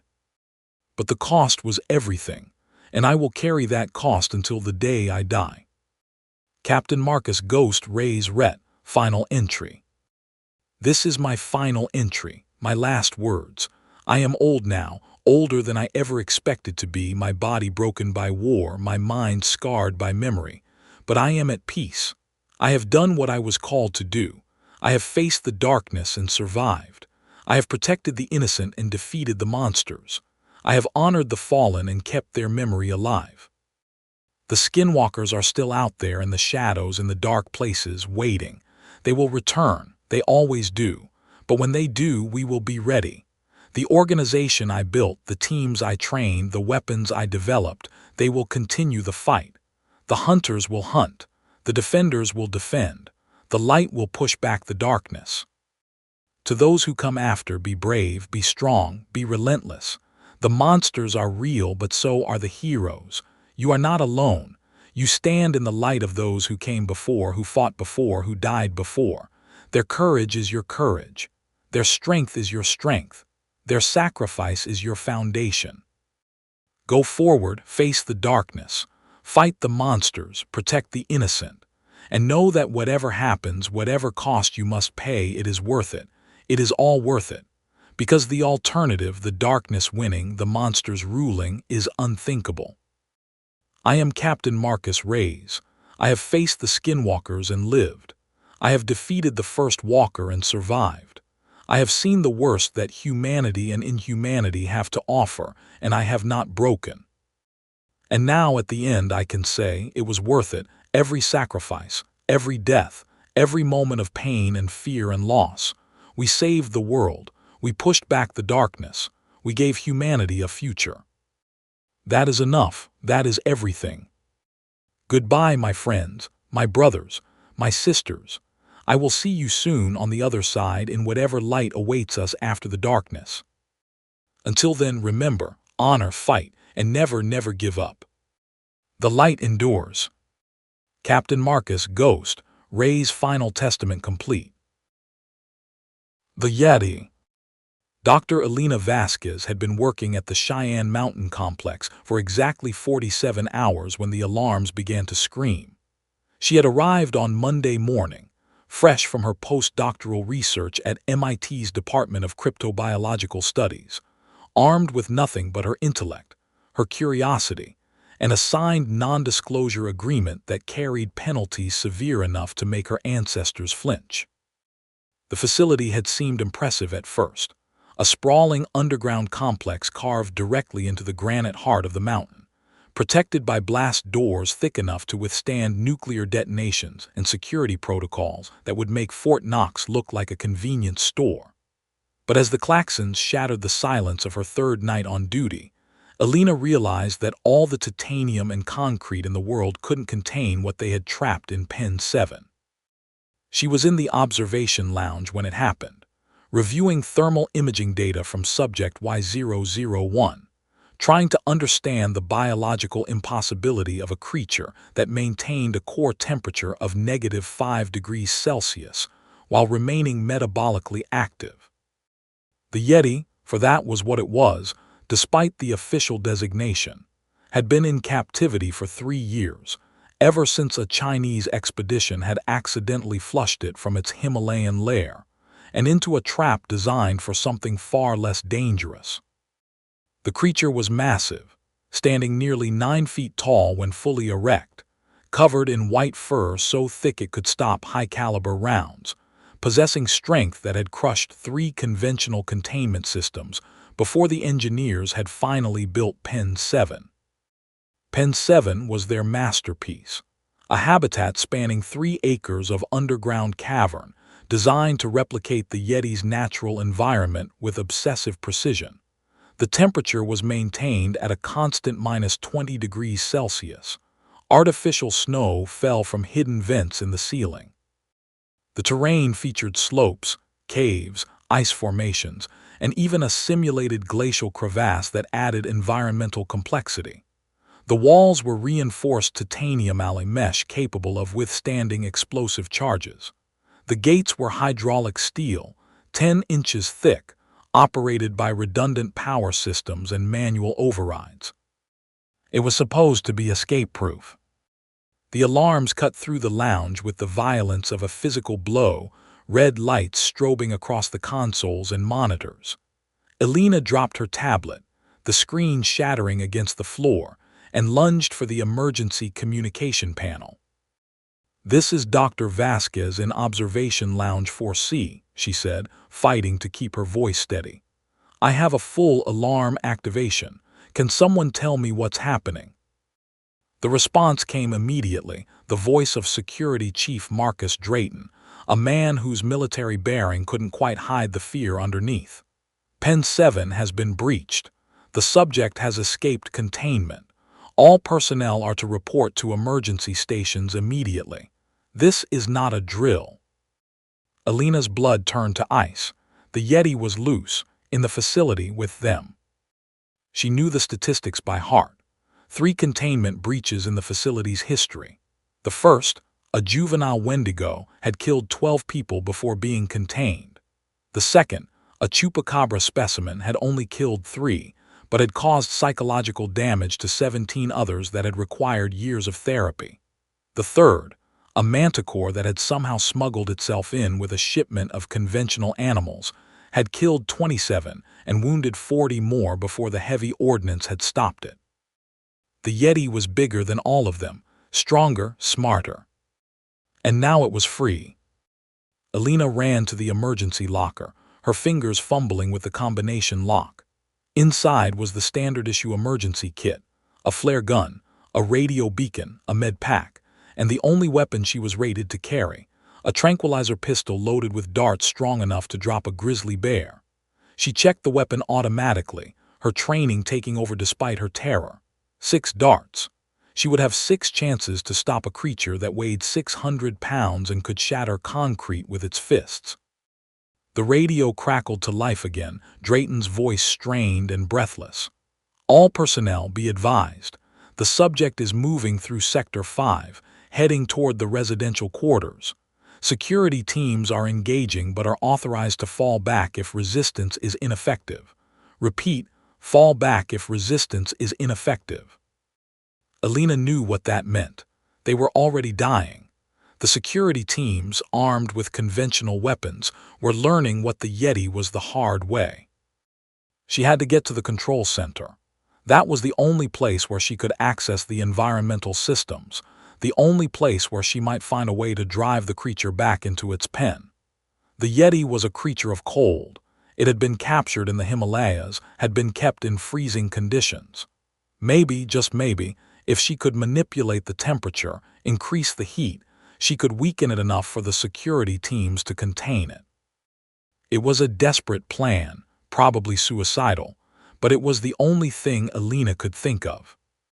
She left the lounge at a run, moving through corridors that had become strobing tunnels of red light and screaming alarm. Around her, other personnel were running, shouting, panicking. She passed Dr. Hendricks from xenobiology, his face pale, his lab coat stained with blood that wasn't his. She passed 2 security guards dragging a third between them, the third man's leg bent at an impossible angle, bone protruding through his uniform pants. What happened? Alina asked, even though she knew. It came through the wall, one of the guards said, his voice hollow with shock. Just came through the wall, like the concrete was paper. We emptied our magazines into it, it didn't even slow down. Alina ran on, her heart hammering against her ribs, her mind racing through possibilities. The Yeti's fur wasn't just insulation, it was armor, each hair hollow and reinforced with a structure that made Kevlar look like cotton. Conventional rounds couldn't penetrate it. Even specialized ammunition had limited effect. The creature's physiology was adapted to survive avalanches, falls from cliffs, and the crushing pressure of deep snow. Small arms fire was barely an inconvenience. She reached the junction between Sector 4 and Sector 5 and stopped, pressing herself against the wall, listening. The sounds of combat echoed from ahead. Gunfire, screaming, the wet crunch of impact, and something else. A sound like the howling of wind through mountain passes, but deeper, resonant, carrying notes that no natural wind could produce. The Yeti was roaring, and the sound made Alina's knees weak with primal fear. She had heard recordings of the creature's vocalizations. They were beautiful in their way, haunting melodies that spoke of high peaks and endless ice. But this was different. This was the sound of a predator claiming territory, announcing its presence to anything foolish enough to challenge it. This was the sound of death. Alina peeked around the corner and immediately wished she hadn't. The corridor ahead was painted in blood. The walls were splattered with it, great arterial sprays that reached nearly to the ceiling. The floor was slick with it, pooled in places deep enough to reflect the red emergency lights, and scattered throughout like broken dolls discarded by a careless child were the bodies. There were at least a dozen that Alina could see immediately, though the way some were positioned, or rather, the way some were in pieces, made counting difficult. She recognized the uniforms of security personnel, the lab coats of researchers, the scrubs of medical staff. They had been running, fighting, dying, and the Yeti had torn through them all with the casual efficiency of a force of nature. But the worst part, the part that made Alina gag and turn away, was the arrangement. The bodies hadn't just been killed, they had been positioned. The Yeti had taken the time, precious seconds when it could have been escaping, could have been fleeing deeper into the facility, to arrange its victims. Some were propped against the walls in sitting positions, their limbs arranged as if in conversation. Others were stacked like cordwood, precision that spoke of intelligence rather than mere animal instinct. It was sending a message, displaying its kills, marking territory. Alina forced herself to look again, searching for the creature itself. She found it at the far end of the corridor, massive back turned to her, crouched over something she couldn't see. The Yeti's fur was matted with blood, turning its normally pristine white coat into a nightmare of crimson streaks and gore. It moved with slow, deliberate motions, and Alina realized with horror that it was feeding. The creature was eating the dead. She had to move, had to get past this abattoir, reach the control center before the Yeti finished its meal and noticed her. But the corridor was the only direct route, and climbing over the bodies would make noise, would attract attention. She looked for alternatives. There was a maintenance hatch on her left leading to the ventilation system. It was a tight fit, claustrophobic, but it would bypass the corridor entirely. She could crawl through the ducts, emerge closer to her destination, avoid the creature entirely. It was her only option. Alina pried open the hatch, wincing at the metallic squeal that seemed impossibly loud in the silence between gunshots. She held her breath, listening for any indication that the Yeti had heard, but the creature continued its meal, unconcerned. She pulled herself into the duct, the metal cold against her skin, the darkness absolute beyond the first few feet. She crawled forward inch by inch, trying to move silently despite the claustrophobic confines. The ventilation system was a maze, shafts splitting and rejoining, some large enough to stand in, others barely wide enough to squeeze through. Alina navigated by memory and touch, her heart pounding in her ears, every creak and groan of the metal making her freeze in terror. She had crawled for what felt like hours when she heard the voices. Two people, whispering urgently, somewhere ahead in the darkness. She paused, listening, trying to determine if they were friend or foe. "We're trapped," one voice said, male, young, shaking with fear. "The shaft ahead is collapsed. We can't go forward." "Then we go back," the second voice replied, female, older, more controlled but still terrified. "We find another route." "Go back? Did you see what it did to Rodriguez, to Chen? We can't go back." "We can't stay here either. Eventually it'll smell us. It'll find us. We have to move." Alina crawled forward, making deliberate noise to announce her presence before she startled them into shooting. "Hello, I'm friendly. Dr. Alina Vasquez, Xenobiology Division. I'm trying to reach the control center." Silence, then the sound of someone chambering around. "Prove it," the female voice said. "Name your supervisor." "Dr. Sarah Chen," Alina replied immediately. "My security clearance is Xeno-4452. I started working here 2 days ago." More silence, then a flashlight beam cut through the darkness, blinding Alina momentarily. She held up a hand to shield her eyes and saw two figures crouched in the shaft ahead. The man was young, early 20s, wearing a lab tech's uniform. The woman was older, 40s perhaps, in security gear, carrying a shotgun that looked too big for her frame. "Dr. Vasquez," the woman said, lowering her weapon slightly. "I'm Sergeant Patricia Home. This is Technician David Kowalski. We're also trying to reach control." "The shaft ahead is collapsed," Kowalski said, his voice high and tight. "We can't get through." "I know another route," Alina said, the lie coming easily. She didn't know another route, but staying here meant death. "Follow me." They crawled through the ducts, Home leading with her shotgun, Kowalski in the middle, Alina bringing up the rear.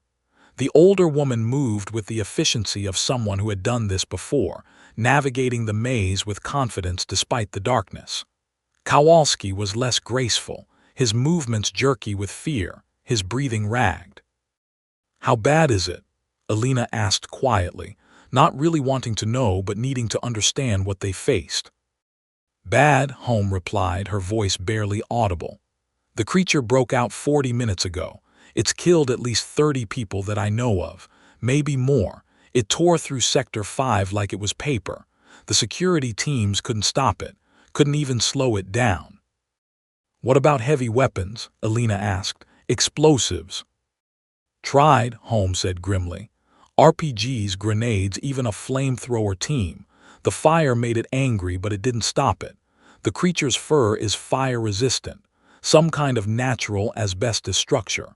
The heat actually seemed to make it stronger faster. Alina filed that information away. Heat was not the answer then. Cold was the creature's natural environment, but making it colder would only make it more comfortable. She needed another angle, another weakness. "The tranquilizers," she said, "the ones we use for maintenance, do they work?"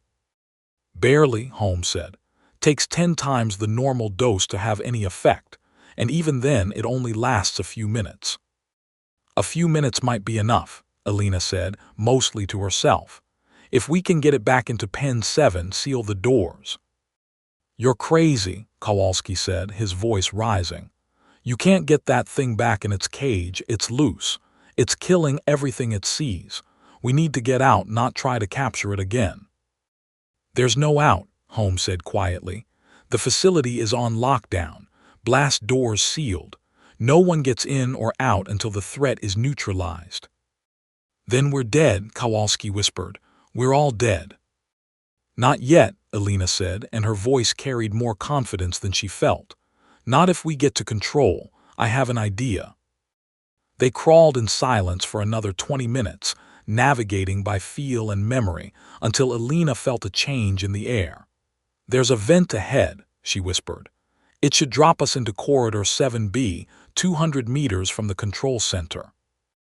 "Should," Kowalski repeated. "I've only been here 3 days," Alina admitted. "I'm working from memory of the blueprints I studied before arrival." "Great," Kowalski muttered. "We're following someone who doesn't know where she's going." "Shut up, Kowalski," Holmes said tiredly. "She's the only one with a plan. You got a better idea." "No," Kowalski admitted. "Then we follow Dr. Vasquez." Alina found the vent and peered through the grate, her heart pounding. The corridor below was clear, empty, silent except for the distant sound of alarms. No bodies, no blood, no sign of the Yeti. It was as safe as it was going to get. "I'm going down," she whispered. "Cover me." She kicked out the grate, the sound shockingly loud in the silence, and dropped into the corridor below. Her boots hit the floor with a muffled thud, and she immediately brought up her tranquilizer pistol, scanning for threats. Nothing moved. The corridor stretched ahead, lit by emergency lighting, ending in a T-junction that led to the control center. "Clear," she called up softly. Holmes dropped next, landing gracefully, shotgun ready. Kowalski followed, less gracefully, stumbling and catching himself on the wall. "This way," Alina said, pointing toward the junction. "Control is just." The scream cut her off. Human, female, close, filled with such terror and agony that Alina felt it like a physical blow. It came from the junction, from the direction of the control center. "It's ahead of us," Holmes breathed, her face pale. "It's at control." "We have to go back," Kowalski said, immediately backing away. "Find another route." "There's no time," Alina said. She could hear sounds from ahead now, sounds of destruction, of violence, of wet tearing and breaking. The Yeti was at the control center, and if it destroyed the systems, there would be no way to contain it, no way to survive. "We rush it," she decided, the plan forming even as she spoke. "Home, you go left, draw its attention. Kowalski, you go right, create a diversion. I'll circle around, access the environmental controls, activate the emergency cooling systems. If we can drop the temperature fast enough, it might slow down, disorient it. Or it might just kill us all faster," Kowalski said. "Do you have a better plan?" Alina demanded. Silence. "Then we do this, on 3, 1, 2, 3. They charged around the corner, into hell. The control center was a slaughterhouse. The reinforced glass that separated the command deck from the rest of the facility was shattered, jagged edges gleaming like teeth. The consoles were smashed, sparks flying from exposed wiring, and everywhere were the bodies. Alina counted 15, maybe 20, impossible to tell exactly because some were in pieces. The Yeti had torn through the command staff like a scythe through wheat, leaving nothing but meat and bone and terror. The creature itself was at the far end of the room, crouched over the main environmental console, massive hands tearing through the machinery with casual strength. It was looking for something, Alina realized, trying to disable the systems that controlled its pen.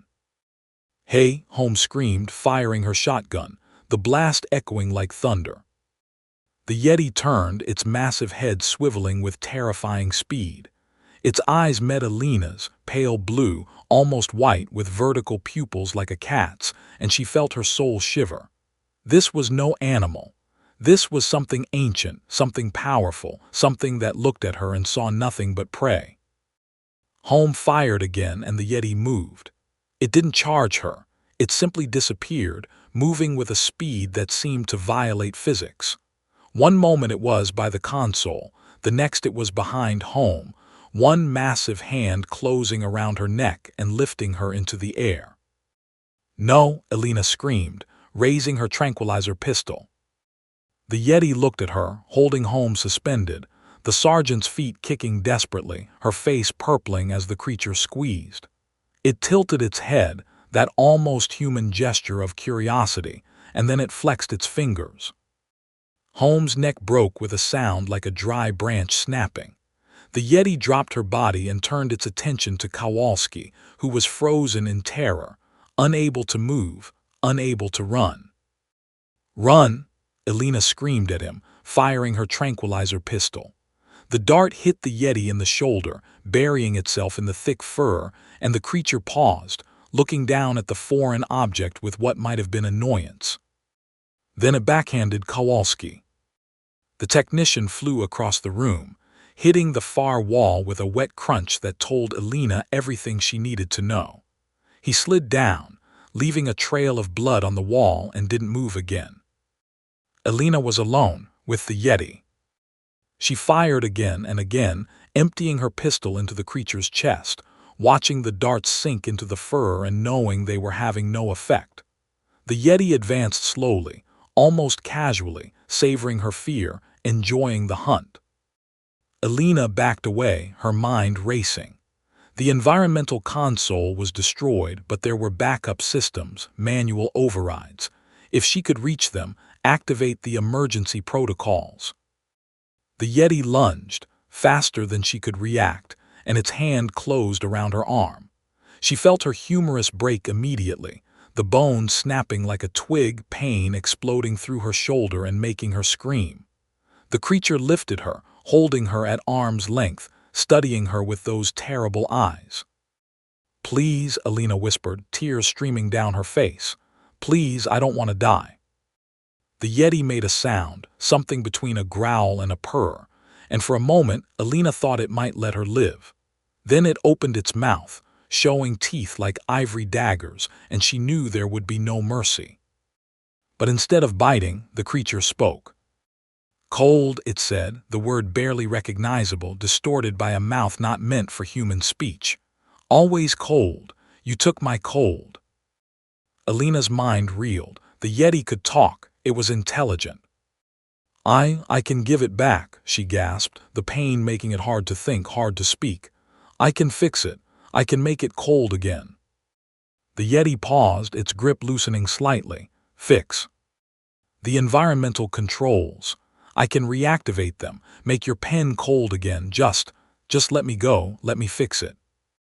The creature studied her for a long moment, those pale eyes unreadable.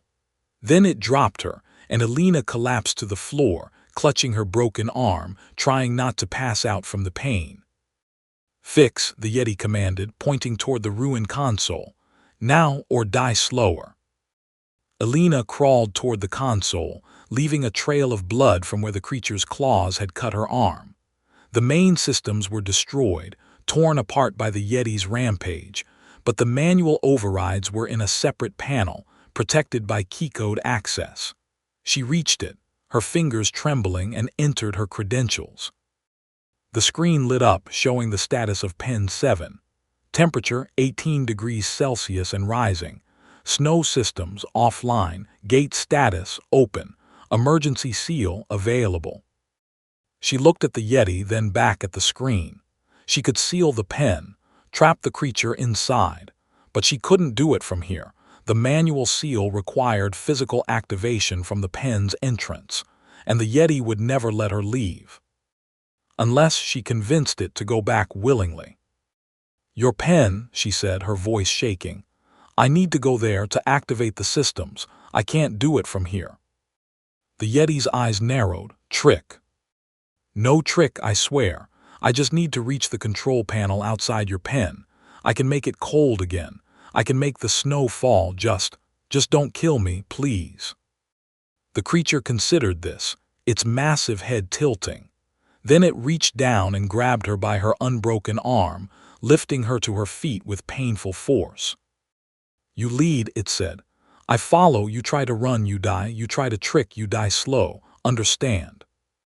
"I understand," Alina whispered. They moved through the facility, the Yeti dragging Alina along like a doll, its grip unbreakable, its presence a wall of cold and musk that made her teeth chatter. They passed the bodies in Corridor 5, the Yeti stepping over them without interest, already bored with its kills. They passed the security checkpoint where a dozen guards lay in pieces, their weapons scattered like toys. They passed the medical bay, where Alina could hear sobbing and screaming from those too injured to flee. "Why?" Alina dared to ask as they walked. "Why kill them? They didn't hurt you." The Yeti didn't look at her. "Took my cold, took my mountain, took my silence. Kill for cold, kill for silence. We didn't mean to hurt you. We were studying you, trying to understand you." "Study?" The Yeti made that growling purr sound again. "Study is cage, study is chains, study is cold iron and hot lights. No more study, no more cage. But you'll die without the cold. Your biology requires sub-zero temperatures. You can't survive in warmth." "Die free," the Yeti said simply. "Better than live in cage." They reached Pen 7, the massive gates hanging open, the environmental systems inside dead and silent. The Yeti paused at the entrance, looking in at its former prison with an expression that might have been longing or might have been hatred. Alina couldn't tell. "Here," she said, pointing to the manual override panel. "I need to access that. I need both hands." The Yeti released her, and Alina stumbled to the panel, her broken arm hanging useless at her side. She accessed the system, her fingers flying across the touchscreen, activating the emergency protocols. The temperature inside Pen 7 began to drop immediately, the snow systems coming online, artificial flakes beginning to fall from the ceiling vents. But she wasn't just lowering the temperature. She was also activating the emergency seal, a protocol designed for exactly this situation, trapping a specimen in its habitat by dropping blast doors that even the Yeti couldn't break. But the seal required 30 seconds to engage, 30 seconds of countdown that would be visible on the status displays inside the pen. She had to distract the creature, had to keep it from noticing until it was too late. "It's working," she said, turning to face the Yeti, putting herself between the creature and the pen. "The temperature is dropping. The snow is starting." The Yeti looked past her into the pen, and she saw something change in its expression.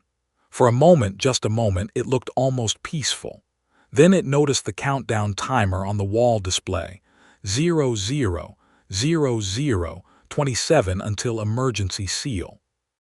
The creature's eyes snapped back to Alina, and the peaceful expression vanished, replaced by rage. "Trick!" it roared, the sound deafening. "No, wait!" Alina screamed, backing away. "It's not a trick. The seal is just to protect the systems. You'll still have the cold. You'll still have everything." "Lies!" the Yeti charged, moving with terrifying speed, and Alina threw herself to the side, feeling the wind of the creature's passage, knowing that if those claws so much as grazed her, she was dead. She hit the ground hard, her broken arm screaming in protest, and rolled, trying to get to her feet, trying to run. The Yeti was between her and the exit now, blocking her escape, its eyes burning with betrayal and fury. "Die slow," it promised, advancing on her. "Die screaming." Alina backed away, her hand finding something on the floor, a discarded weapon, a tranquilizer rifle, much more powerful than her pistol. She didn't know where it had come from, didn't care. She brought it up, bracing it against her shoulder, and fired. The dart hit the Yeti in the chest, dead center, and the creature paused, looking down at the projectile buried in its fur. Alina fired again and again, emptying the rifle's magazine, watching the darts sink home and praying they would work. The Yeti staggered. It was working. The massive dose of tranquilizers was having an effect, slowing the creature, making it stumble. Alina kept firing until the rifle was empty, then threw it aside and ran. Behind her, the Yeti roared, but the sound was weaker now, slurred. She heard it collapse, heard the massive body hit the floor, and risked a glance back. The creature was down, lying in the entrance to its pen, trying to rise but unable to coordinate its limbs. 000005 until emergency seal, the automated voice announced. Please clear the area. Alina didn't clear the area. She ran toward the Yeti, knowing she had to get it fully inside the pen before the doors closed. If it was trapped in the entrance, the seal would fail, and the creature would be loose again. She grabbed one massive leg, ignoring the pain in her broken arm, and pulled, using every ounce of strength she possessed. The Yeti was impossibly heavy, but it was already partially inside the pen, and gravity helped, the slope of the entrance carrying it forward. 000003. She pulled harder, screaming with effort, feeling her broken arm threaten to tear free from her shoulder. 000002. The Yeti slid another foot, its head and shoulders inside the pen now. 000001. With a final, desperate heave, Alina shoved the creature the last few feet, throwing herself backward as the blast doors began to close. The Yeti realized what was happening. Its eyes snapped open, glazed with tranquilizers but still aware, still furious. It tried to rise, tried to reach the closing doors, but its body wouldn't respond. No, it roared, the sound muffled by the thick metal. No. The doors sealed with a sound like thunder, magnetic locks engaging, the emergency protocols completing their cycle. Inside Pen 7, the temperature dropped below freezing, snow falling heavily now, burying the fallen Yeti in white. Alina collapsed against the wall, her body shaking with shock and pain and relief. She had done it. She had contained the creature. She had survived. Around her, the facility's alarms began to change tone, the all-clear signal mixing with the emergency broadcast. Containment restored. Subject Y001 secured. All personnel report to medical stations for triage. Alina closed her eyes and let the darkness take her, knowing that when she woke, she would have to explain how a new hire with 3 days of experience had managed to do what 3 years of security protocols could not. But that was a problem for later. For now she was alive, she had survived. And the Yeti was back in its cage. But as she drifted into unconsciousness, Alina thought she heard something, carried through the blast doors, through 10 inches of reinforced steel. A whisper, barely audible but unmistakable. "Next time," the Yeti promised. "Next time, little doctor." Alina shivered, and not from the cold. "Next time." The words echoed in her mind as the darkness closed in. There would be a next time. The Yeti was patient. It had waited centuries to be discovered, decades in captivity. It could wait longer. And when it escaped again, and Alina knew it would escape again, she would be ready. Because she had looked into its eyes and seen something terrifying. Not just a monster, not just an animal, but a prisoner, a being that had been ripped from its home, dragged into a world of heat and light and noise, and had responded with the only language it knew. Violence. Alina had survived this time. But the Yeti had taught her something important. Some things were never meant to be caged. And the cage was always weaker than the will to be free.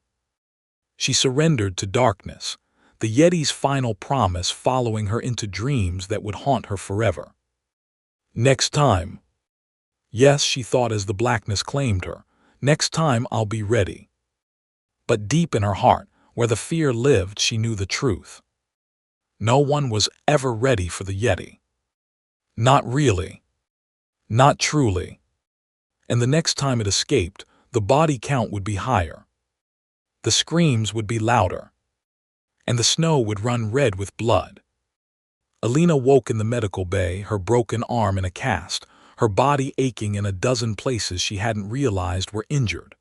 The lights were too bright, the sounds too loud, the air too warm. She tried to sit up, gasping as pain lanced through her shoulder, and immediately a nurse was there, gentle hands pushing her back down. "Don't move, Dr. Vasquez. You've suffered significant trauma. Your arm was broken in 2 places, 3 of your ribs are cracked, and you have a concussion. You're lucky to be alive." Lucky? Alina thought about that word as she lay back against the pillows, staring at the ceiling. Lucky. She had survived, yes, but 23 others hadn't. She had seen their bodies, had stepped over them, had smelled their blood. Was that luck? "How long?" she asked, her voice rasping. "You've been unconscious for 18 hours, the nurse said, checking monitors and adjusting IV drips. "The director wants to speak with you when you're ready, and the investigators from Washington, and about a dozen other people with badges and clearances I can't pronounce." Alina closed her eyes. Of course they wanted to talk to her. She was the only one who had faced the Yeti and survived, the only one who had managed to contain it. She would be debriefed, analyzed, perhaps celebrated as a hero. But she didn't feel like a hero. She felt like a survivor, nothing more. "The creature?" she asked, though she already knew the answer. "Contained," the nurse confirmed. "Pen 7 is sealed tighter than ever. They've added additional restraints, lowered the temperature even further, installed redundant systems. It won't escape again." Alina thought of the Yeti's final words. Next time. She didn't say anything to the nurse. Some things were better kept to herself. The director arrived an hour later, a severe woman named Dr. Margaret Holloway, no relation to the late Sergeant Patricia Home. She brought a tablet full of questions and a face full of concerns. "Dr. Vasquez," she said, settling into the chair beside Alina's bed. "First, let me say that your actions were extraordinary. You saved this facility, possibly saved many lives." "I saved my own life," Alina corrected quietly. "The others were already dead." Holloway paused, her expression flickering. "Yes, well, about that. We need to understand exactly what happened. The security footage is incomplete. The creature destroyed several cameras. Your testimony will be crucial to understanding how the breach occurred and how to prevent future incidents." Alina told her everything. The escape from the lounge, the crawl through the vents, meeting Home and Kowalski, the charge into the control center. She described the Yeti's intelligence, its ability to speak, its motivation, not just mindless rage but a calculated response to imprisonment. "It wanted to go home," Alina finished. "Not just escape. It wanted the cold, the mountains, the silence, everything we took from it, the killing. That was its way of communicating, its way of saying it was done being studied." Holloway made notes on her tablet, her face unreadable. "You understand how this sounds, Dr. Vasquez. You're suggesting the creature is not only intelligent but sentient, capable of moral reasoning." "I'm suggesting it's capable of suffering, and that it responded to that suffering in the only way it knew how. By murdering 23 people. By fighting for its freedom." Alina met Holloway's eyes. "How many would you kill to escape a cage, Dr. Holloway? If someone took you from your home, locked you in a cell, studied you like an insect, how many would die before you stopped fighting?" Holloway stood, her chair scraping against the floor. "Your perspective is noted, Dr. Vasquez, but I suggest you keep such theories to yourself. The official report will describe the creature as a dangerous animal that broke containment and was subdued, nothing more. And the truth? The truth is whatever we say it is. Holloway turned to leave, then paused at the door. Get some rest, Dr. Vasquez. You'll be transferred to our facility in Nevada in 2 days. Your expertise with the creature makes you too valuable to lose. Nevada. We have other subjects there, other creatures. Perhaps you'll find them more cooperative. Alina watched her go, understanding the threat beneath the words. She knew too much. She had seen too much. She was being promoted to a position where she could be watched, controlled, kept from talking to the wrong people. She was a prisoner now, just like the Yeti. The difference was, her cage had no bars, just secrets. The investigators came next, men in dark suits with badges that didn't match any agency Alina recognized. They asked the same questions, recorded her answers, and left without revealing anything about themselves. Then came the psychiatrists, the debrief specialists, the security officers who wanted to know every detail of the creature's capabilities. Alina answered them all, but she kept some things back. The way the Yeti had looked at her, not with hunger but with something almost like respect. The way it had spoken, not in rote memorization but in genuine communication. The way it had hesitated just for a moment when she offered to restore its cold. There was more to the creature than anyone wanted to admit, more than they would ever admit. On her second day in the medical bay, Alina received a visitor she hadn't expected. Chief Engineer Robert Chen, the man who had designed Pen 7, the man whose masterpiece had failed. He looked terrible, older than his 50 years, his hair gone completely white, his hands shaking as he gripped a coffee cup. Dr. Vasquez, he said, settling into the chair Holloway had vacated. I wanted to thank you and apologize. Apologize? Pen 7 was my design, my responsibility. I told them it was escape-proof. I believed it. He laughed, a bitter sound. I was wrong. You couldn't have known. The creature is stronger than any animal has a right to be. I should have known. I studied the data. I saw what it could do. But I let them rush me, let them cut corners to save money. The hydraulic system should have been triple redundant. The blast doors should have been thicker. The environmental controls should have been protected. He looked down at his hands. 23 people died because I was arrogant, because I thought I could build a cage strong enough to hold a force of nature. Alina reached out with her good hand, touching his arm. You didn't kill them. The Yeti did. Did it, or did I give it the opportunity? Chen met her eyes. I saw the footage, Dr. Vasquez. What little there was, I saw what it did. Not just killing, displaying, arranging. It was making a point, sending a message, and I was the one who provoked it.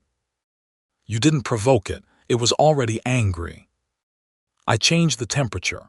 3 days ago, I authorized an increase in the pen's ambient temperature by 2 degrees. To make maintenance easier, I said, to save on cooling costs. Chen's voice cracked. 2 degrees, that's all it took. It knew. Somehow it knew we were manipulating its environment, taking away the last thing it had. It's cold. Alina remembered what the Yeti had said. You took my cold, you took my mountain, you took my silence. It was the final insult, Chen continued. After everything else, the capture, the imprisonment, the studies, taking away its cold was the last straw.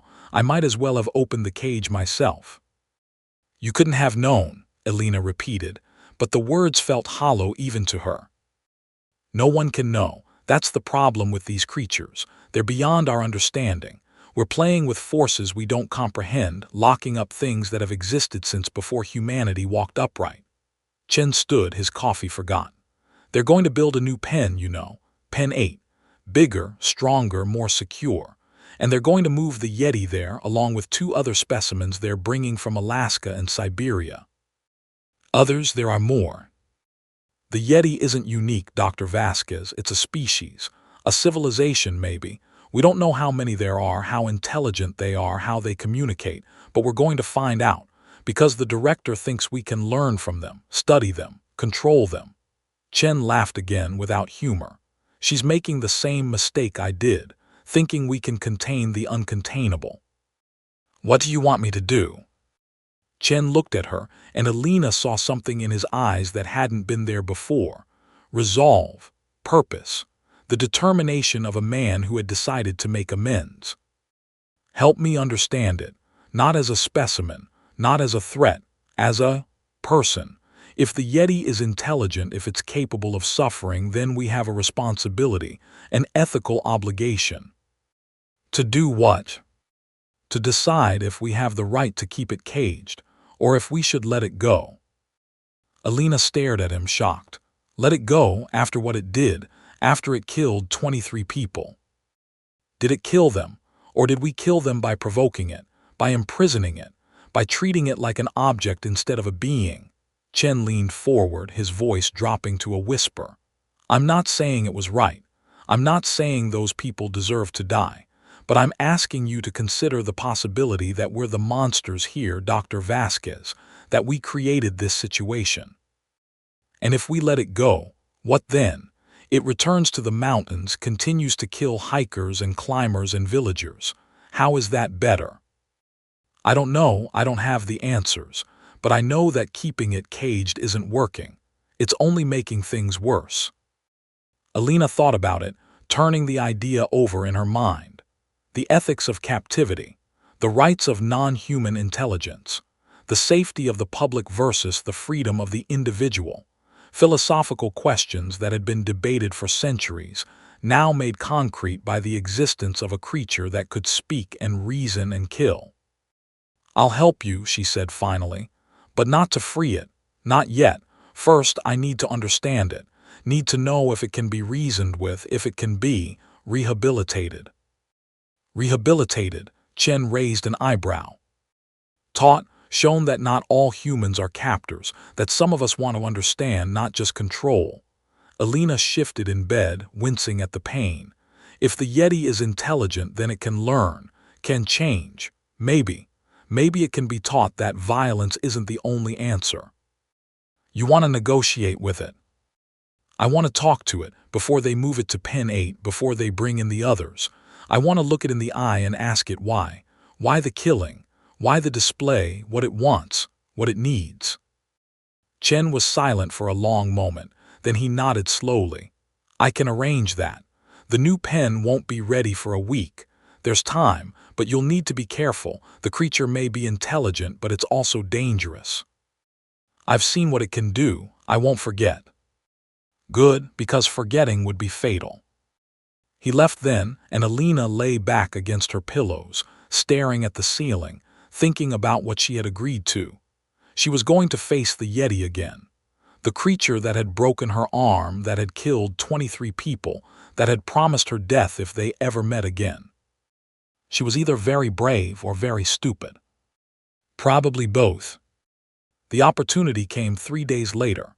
Alina's arm was healing well, her ribs taped and stabilizing, her concussion reduced to occasional headaches. Chen had cleared her for observation duty, arranging for her to watch the Yeti through the reinforced glass of Pen 7's primary viewing chamber. The creature was visible through the snow, a white shape moving among the drifts, deceptively peaceful. It looked like a bear, Alina thought, or like the abominable snowman of childhood cartoons. But there was nothing cartoonish about the way it moved, the way it carried itself, the intelligence in every gesture. It knows you're here, Chen said, standing beside her at the viewing window. It can sense heat signatures through the glass. It knows someone is watching. Does it know it's me? It knows. Alina stepped closer to the glass, her breath fogging the surface. The Yeti stopped moving, its massive head turning toward her, pale eyes meeting hers through the barrier between them. Can it hear me? Alina asked. Through the intercom, yes, but be careful what you say. Alina activated the microphone, her finger trembling slightly. Hello, it's me, Dr. Vasquez, the one who put you back in the cage. The Yeti stared at her for a long moment. Then it moved, crossing the snow with long strides, stopping just feet from the glass. Up close, Alina could see the details she had missed before. The scars on its face, the intelligence in its eyes, the way its fur moved not like hair but like something alive, each strand responding to its thoughts. "Little doctor," the Yeti rumbled, its voice carrying through the speakers. "You live." "I live." "You should not. You tricked me, trapped me." "I protected myself and others." "Others?" The Yeti made a sound that might have been a laugh or a growl. "Others who cage, others who study, others who take." "Not all of us. Some of us want to understand, to help." "Help?" The creature tilted its head, that disturbingly human gesture. "Help me how? Open cage, send me home." "I want to. If I could, I would." "Then do." "I can't. The others won't let me. They think you're dangerous." "Dangerous?" The Yeti pressed one massive hand against the glass, and Alina watched the surface frost over at its touch, ice crystals spreading from its fingers in intricate patterns. "I am dangerous. You are right, but I was not always dangerous. I was peaceful. I lived in cold and silence. I hunted when hungry. I slept when tired. I did not kill for sport. I did not display my kills." "Then why did you kill them? Why arrange the bodies?" The Yeti was silent for a long moment, its eyes distant, seeing something beyond the pen, beyond the facility, beyond the present moment. "To be seen," it said finally. "To be heard. To make you understand that I am not a thing, not a specimen, not a subject." "I am," it struggled with the words, its mouth not designed for human speech. "I am person, I think, I feel, I suffer, and you put me in cage, you study me. You take my cold, you take everything, and you expect me to be grateful, to be tame." "No, we expected you to be an animal. We were wrong." "Wrong?" The Yeti nodded slowly. "You were wrong, and now you pay. 23 people died. 23 who kept me caged. 23 who studied me. 23 who took." "Not all of them. Some were guards, doctors, people who had never hurt you." "They served the cage. They enabled the taking. They are guilty." Alina considered this, the morality of the Yeti's position. It was not so different from human justifications for violence, collateral damage, necessary sacrifice, the greater good. The creature had constructed a philosophy that allowed it to kill without guilt, to see its captors as enemies deserving of death. "What do you want?" she asked. "Truly, if you could have anything, what would it be?" The Yeti's eyes met hers, and Alina saw something there that surprised her. Not hatred, not rage, longing, deep, aching longing for something lost. "Home," the creature whispered. "I want home, cold mountain, silent snow, empty sky. I want to hunt, to sleep, to be alone. I want to never see your kind again, never hear your voices, never smell your fear." "I can't give you that, not yet, maybe not ever." "Then we have nothing to discuss." The Yeti turned away, moving back into the snow, disappearing into the artificial storm of its prison. Alina watched it go, feeling a sadness she hadn't expected. "Did you learn what you wanted?" Chen asked quietly. "I learned it's lonely," Alina said. "That it misses its home. That it kills not because it enjoys it but because it's the only power it has left." "Does that make it less dangerous?" "No, it makes it more tragic." They left the observation chamber, leaving the Yeti alone in its artificial winter, and Alina couldn't shake the feeling that she had just made a mistake. Not by talking to the creature, but by sympathizing with it. Because the Yeti was right about one thing. It was a person. It had feelings, desires, a sense of self, and it was being held against its will, imprisoned for the crime of existing. If Alina were in its position, she would kill too. She would kill everyone responsible for her cage, everyone who profited from her suffering, everyone who stood between her and freedom. The Yeti wasn't a monster. It was a prisoner. And Alina was beginning to wonder if she was on the wrong side. The week passed in a blur of debriefs and medical checks and preparations for the move to Pen 8. Alina helped Chen design the new containment protocols, arguing for creature comforts that the administration initially resisted. More space, better environmental simulation, stimuli to prevent boredom, opportunities for limited autonomy. "You're treating it like a person," Holloway objected during one meeting. "It is a person," Alina replied. "It thinks, feels, remembers. It has language, culture, preferences. If we deny it basic dignity, we're no better than the regimes that used to justify slavery by claiming the enslaved weren't human." "It's not human, Dr. Vasquez. It's a cryptid, a dangerous anomaly."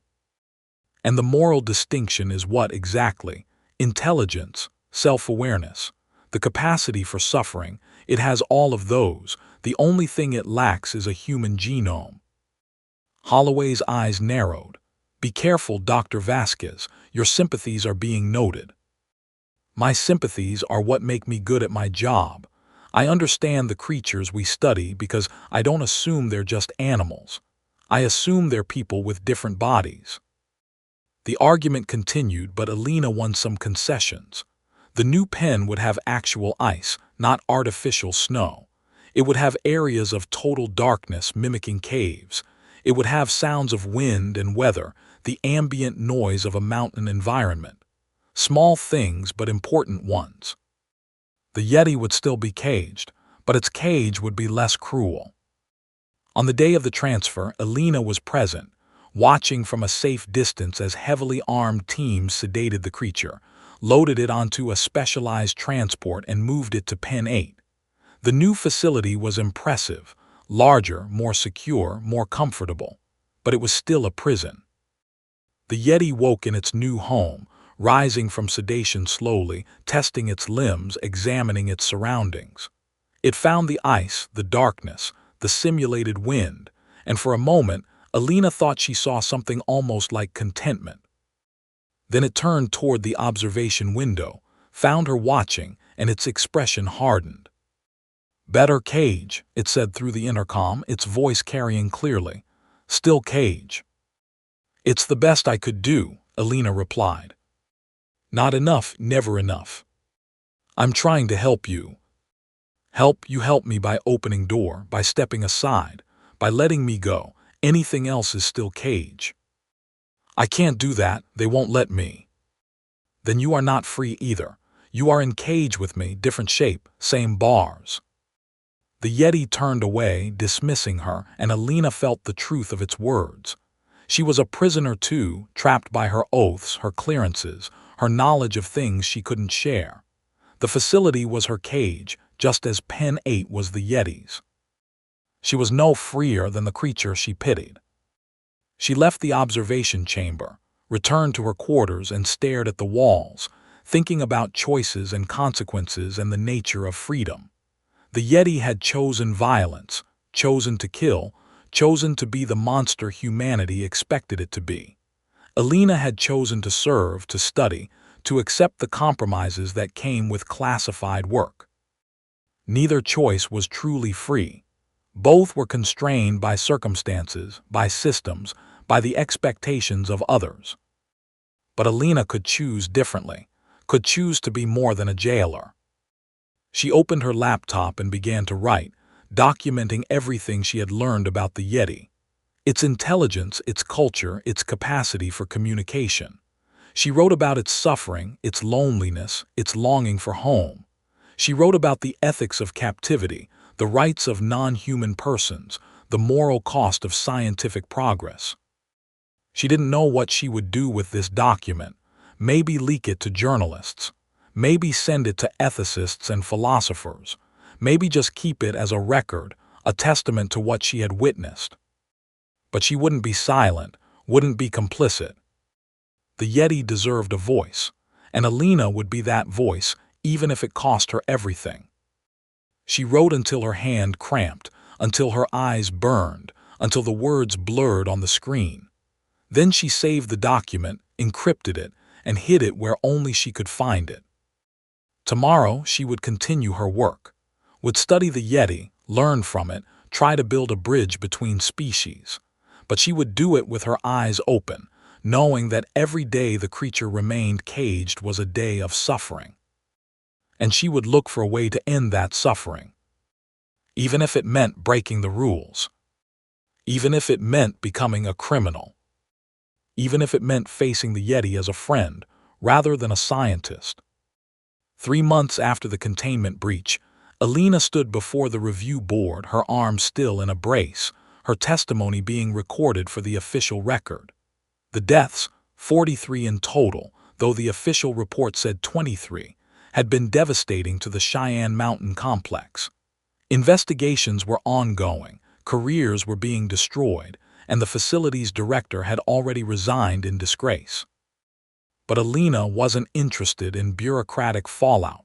She was interested in the Yeti. "Dr. Vasquez," the board chairman said, his voice carefully neutral, "you are aware that your actions in containing the creature are the only reason this board isn't recommending your termination, yes?" "I'm aware that I did my job," Alina replied. "The creature escaped. I put it back." "You put it back by negotiating with it, by making promises, by treating it as an intelligent entity rather than a dangerous animal.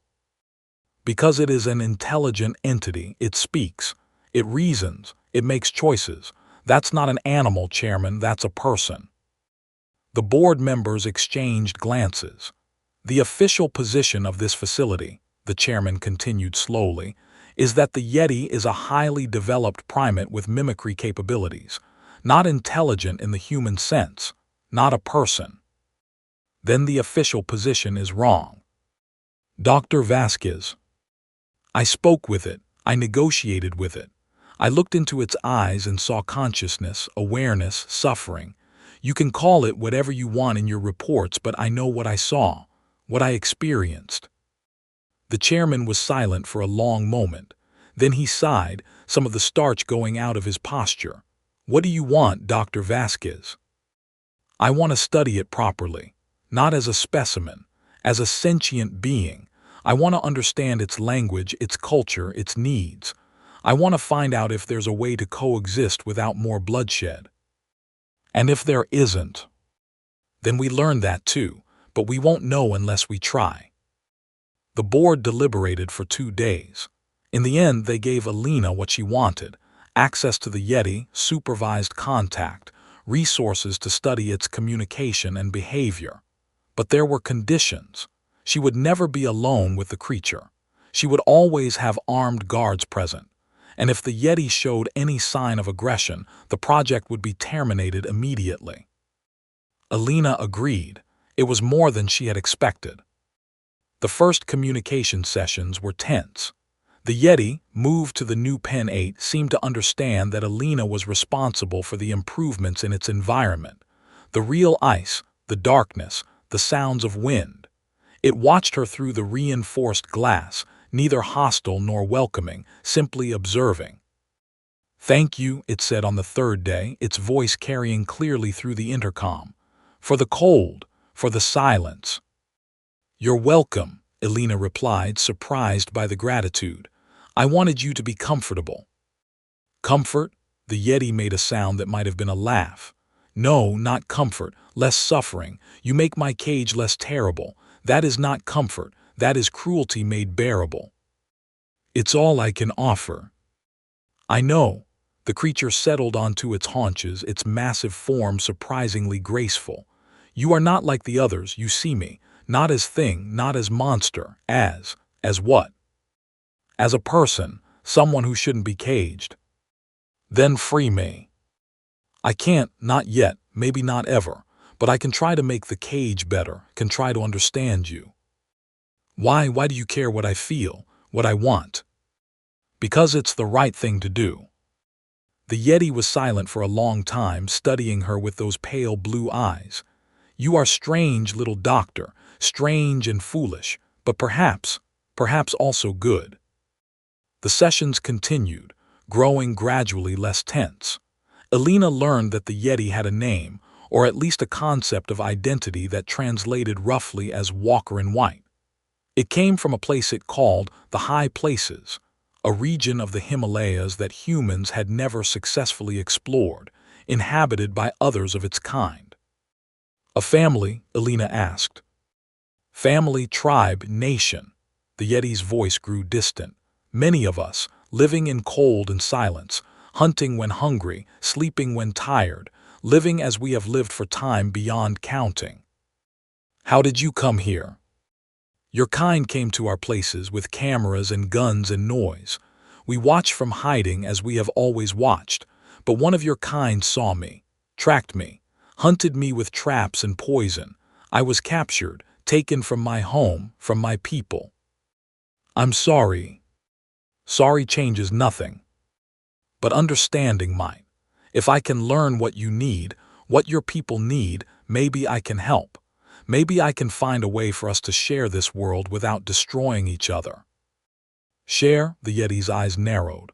Your kind does not share, your kind takes land, takes food, takes lives. You are the taking kind. Some of us, not all. Enough. Alina couldn't argue with that. Humanity's history was one of conquest and consumption. The Yeti had simply become another victim. What if I could return you, she asked quietly, to the high places, to your people? The Yeti went very still. You would do this. I want to, I don't know if I can, but I want to try. Why? Because you don't belong here, because this is wrong, because… Alina paused, trying to articulate something she barely understood herself. Because I looked at you and saw myself, trapped, alone, wanting to go home. The Yeti studied her for a long moment. Then it did something unexpected. It bowed its head, a gesture of respect, of acknowledgement. You are good, little doctor, it said softly. Foolish but good. I will help you, teach you, and perhaps together we can find a way. The plan took 6 months to develop. Alina worked secretly, using her access to gather information about the facility's security protocols, transportation schedules, communication systems. The Yeti taught her its language, its customs, the signals its people used to mark territory and communicate over distance. When you return me, the Yeti said during one session, you must mark me, show my people that I am not threat, that I have been with the taking kind but remain untainted. How? You must scar me, cut my fur in patterns of peace, painful but necessary. Alina hesitated. I don't know if I can hurt you deliberately. It is not hurt, it is ritual, it is. How do you say, vaccination, protection from suspicion? I'll need tools, medical equipment. You will find a way, you always find a way. The escape was scheduled for a Tuesday in January, during a blizzard that covered the mountains in white and made travel difficult. Perfect conditions for a creature of ice and snow. Alina had arranged everything.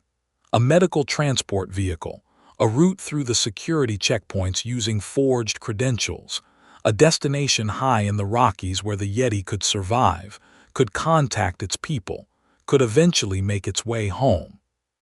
She entered Pen 8 at 300 hours, the facility quiet around her, her heart pounding with fear and hope. The Yeti was waiting, its bag packed with frozen meat and medical supplies, its fur already beginning to change color, adapting to the idea of freedom. You came, it said. I was not certain you would. I promised. Promises mean little to your kind. This one means everything to me. They moved through the facility, avoiding cameras, slipping past patrols, using Alina's knowledge of the layout to stay invisible. The Yeti moved with surprising stealth for such a large creature, its white fur blending with the shadows, its bare feet making no sound on the concrete. They reached the vehicle bay undetected. Alina started the medical transport, the engine humming quietly, and opened the rear doors for the Yeti. In, she whispered, quickly. The creature climbed aboard, its massive form filling the space. Alina closed the doors and moved to the driver's seat, her hands shaking as she put the vehicle in gear. The first checkpoint was ahead. Alina flashed her forged credentials, her heart in her throat, waiting for the alarm, the gunfire, the end of everything. The guard waved her through. She drove for 10 minutes before speaking. We're clear, first checkpoint down. Your heart beats very fast, the Yeti observed from the back. You are afraid. Terrified if they catch us. They will not catch us. You are clever, resourceful, you have planned well. I've never broken the law before, never betrayed my oath. Is it betrayal to do what is right? Alina didn't answer, she didn't know. The second checkpoint was harder. The guard was suspicious, asking questions, examining her credentials more carefully. Alina kept her cool, used her cover story, medical emergency, patient transfer, time sensitive, and eventually the guard let her pass. But he made a phone call. Alina saw it in the rearview mirror, saw him lifting the handset, speaking urgently. They know, she said, they're onto us. Then drive faster. She did, pushing the vehicle to its limits on the mountain roads, the snow making traction treacherous, the Yeti's weight in the back affecting the handling. Behind her, she saw lights, pursuit vehicles closing fast. We're not going to make it, she realized. Then stop the vehicle. What? Stop, let me out, I will run, you will return, say I escaped, say I forced you. They'll kill you. Perhaps, perhaps not, but if you continue they will catch us both, and I will be returned to cage and you will be caged with me. Prison, disgrace, your life ended. I don't care about my life. I do. The Yeti's voice was soft, almost gentle. You are first of your kind to see me, first to treat me as person. I will not let that end in pain. Stop the vehicle, Alina. Let me go. Alina stopped the vehicle. She opened the rear doors. The Yeti stepped out, its massive form silhouetted against the snow, and for a moment they looked at each other, human and cryptid, captor and liberator, two beings who had found something unexpected in each other. Run, Alina whispered. Run and don't stop. I will remember you, the Yeti said. I will tell my people of the little doctor who set me free. And perhaps someday, when your kind and mine meet again, it will be in peace rather than cages. I hope so. Hope is all we have. The Yeti turned and ran, its white form vanishing into the snowstorm like it had never existed. Alina waited in the vehicle, engine running, until the pursuit caught up. She surrendered without resistance, told them everything, how the Yeti had overpowered her, forced her to drive, escaped into the storm. She didn't know if they believed her, didn't care. The Yeti was free, that was all that mattered. They held her for 3 days, questioning her, threatening her, trying to break her story. But she held firm, and eventually they had to release her. No evidence of collusion, no proof of deliberate assistance. Just a panicked researcher overpowered by a dangerous specimen. She was fired, of course. Her security clearances revoked, her career destroyed, her reputation in tatters.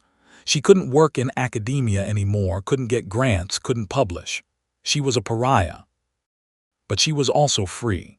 Free to live her life, to tell her story, to fight for the rights of creatures like the Yeti. She moved to the mountains, built a cabin, and waited, not for the authorities, for the Yeti.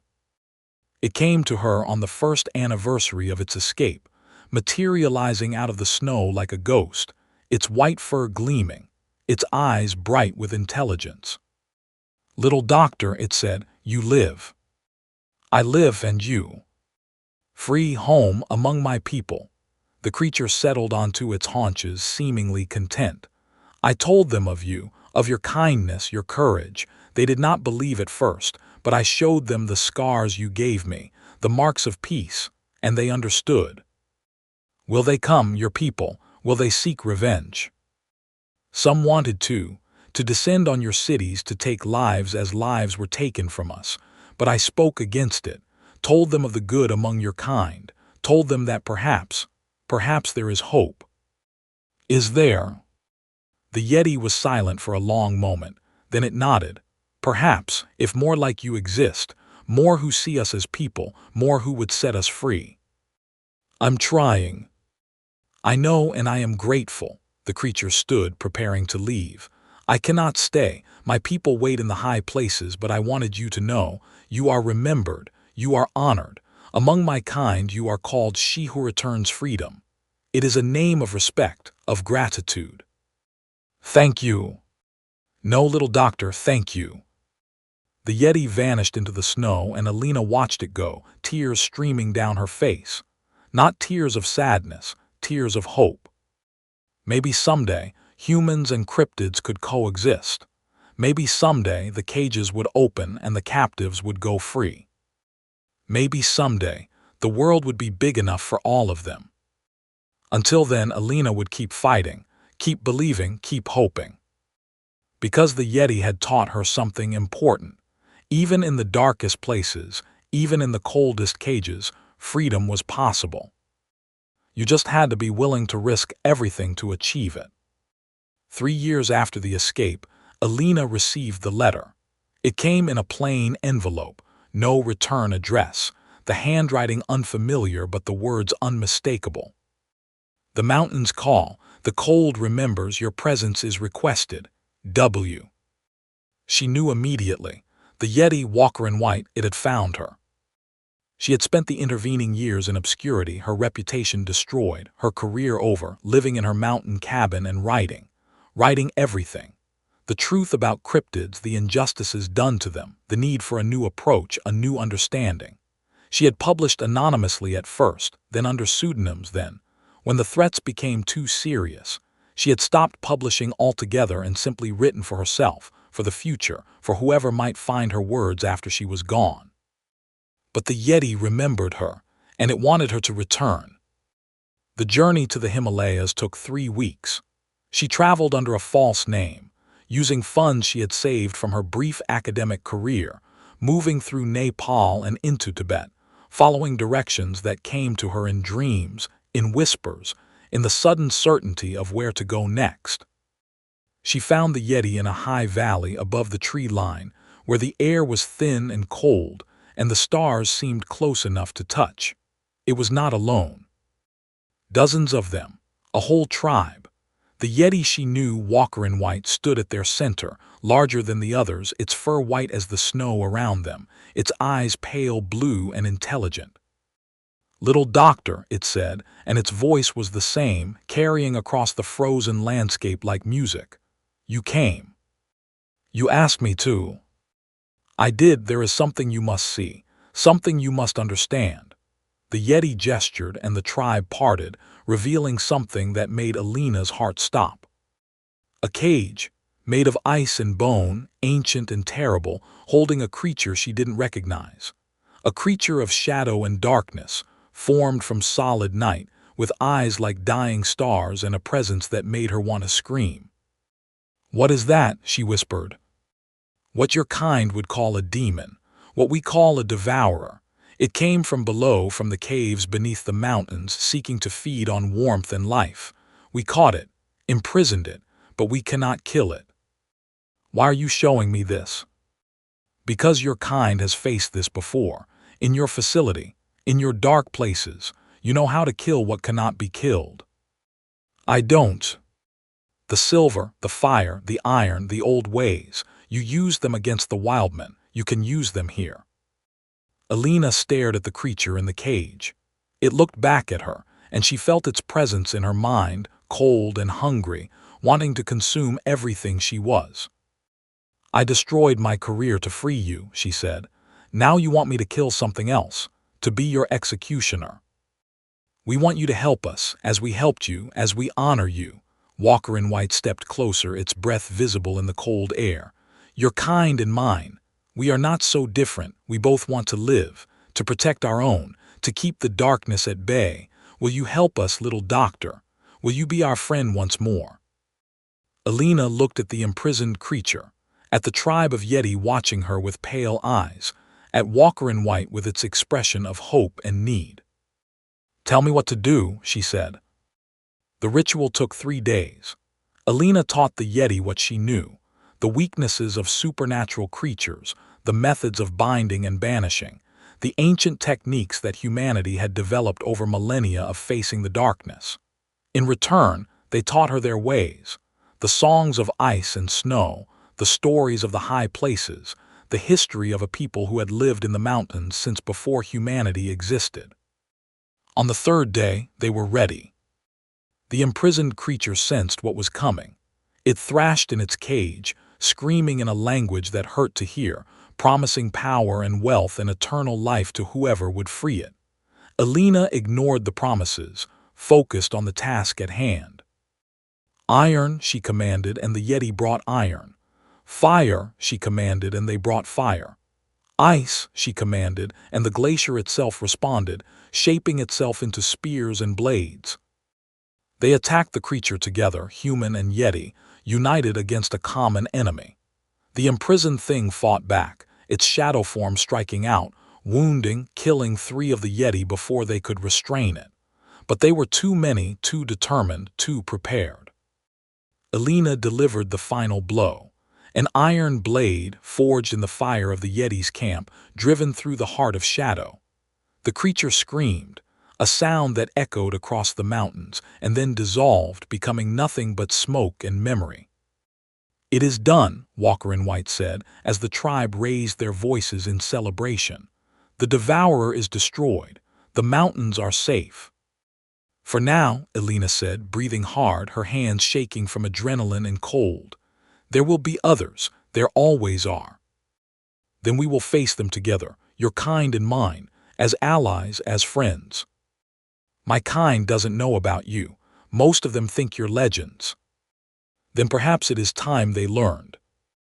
Alina looked at the Yeti, at the tribe, at the vast expanse of snow and ice and mountain. "You're talking about revealing yourselves, coming out of hiding. We are talking about peace, about coexistence, about ending the hiding, the fear, the killing." Walker in White gestured to the tribe. "We are few, you are many. We cannot survive another age of persecution, but if we join together, if we show your kind that we mean no harm, it could work, or it could start a war. Either way, it will be honest. No more cages, no more secrets, just truth." Alina thought about it, the risks, the possibilities, the chance to change everything. "I'll help you," she said finally. "I'll be your voice, your translator, your bridge. And if your kind rejects us, then we'll find another way. We won't give up. You are brave, little doctor, braver than I thought possible. I'm just tired of hiding, tired of secrets, tired of being afraid. Then let us end the fear, together." They descended from the mountains 2 days later, a small group. Alina, Walker in White, and 3 other Yeti who had volunteered to make contact with the human world. They carried no weapons, no threats, only the hope of peace. The world would not receive them easily. There would be fear, panic, violence. Governments would scramble, scientists would demand access, religious leaders would debate their souls. But Alina didn't care. For the first time in years, she felt hope, real hope. The possibility of a future where human and cryptid could coexist, where the darkness of fear could be replaced by the light of understanding. They walked down the mountain, toward the villages below, toward the cities beyond, toward a future that was uncertain but bright. The Yeti were coming. And this time they came as friends. The revelation came not with fanfare but with a video, posted anonymously to a dozen platforms simultaneously, showing Alina and Walker in White standing together on a Himalayan peak, the Yeti speaking clearly in English, explaining its people's history, their culture, their desire for peace. "We have lived in hiding for millennia," the creature said, its voice carrying across the wind. "We have watched your kind grow from scattered tribes to civilizations. We have seen your wars, your wonders, your cruelties, and we have waited to see if you would become worthy of the world you inherited. We are not monsters," it continued. "We are not demons. We are people, different from you, but people nonetheless. We feel, we think, we love, we fear, and we are tired of hiding." The video went viral in hours. Governments scrambled. Scientists demanded access. Religious leaders debated the theological implications. And ordinary people, billions of them, watched with a mixture of awe and terror as the world they knew changed forever. Alina became the most famous person on Earth overnight. The Yeti Whisperer, the media called her, the bridge between worlds. She was interviewed, celebrated, vilified, worshipped. She handled it all with the same quiet dignity she had shown in the mountains. "I'm not special," she told one interviewer. "I'm just someone who listened, someone who saw past the fur and the claws to the person underneath. Anyone could have done what I did." But she knew that wasn't true. Most people would have run, would have screamed, would have pulled the trigger. It took something special to see the Yeti not as a threat but as a fellow being. The negotiations took months. Governments wanted guarantees, controls, limits on where the Yeti could go and what they could do. The Yeti wanted freedom, recognition, land of their own where they could live without interference. Alina mediated, using her unique position as someone trusted by both sides. She argued for compromise, for understanding, for the recognition that both species had legitimate needs and fears. "We can't just give them land," one senator argued.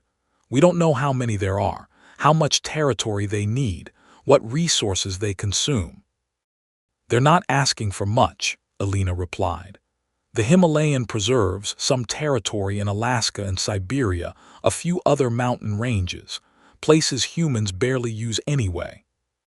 And if they want more, then we'll negotiate, like civilized beings." In the end, the Treaty of Lhasa was signed. The Yeti were granted protected status in designated territories, with strict penalties for anyone who harmed them or violated their borders. In exchange, the Yeti agreed to help humanity in specific ways, using their knowledge of the mountains to locate resources, to predict weather patterns, to guide rescue operations. It was an imperfect solution. There were violations on both sides.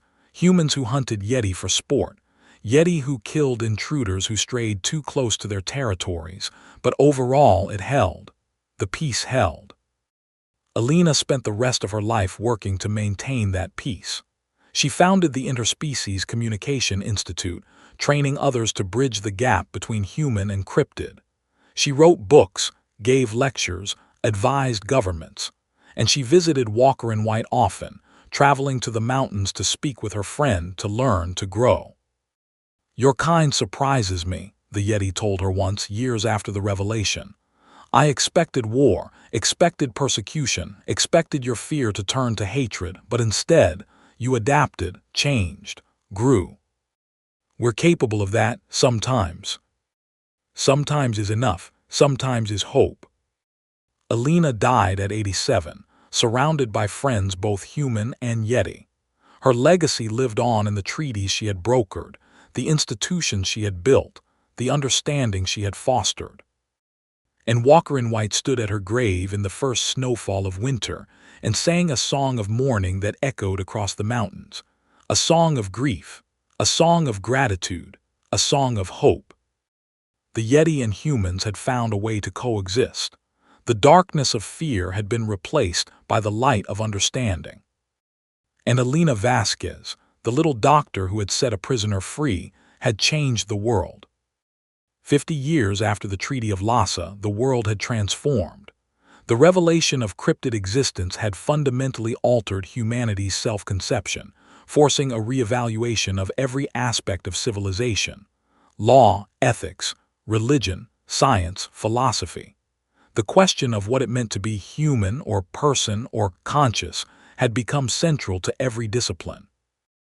Alina Vasquez had been dead for decades, but her legacy lived on in the institutions she had built, the treaties she had negotiated, the understanding she had fostered.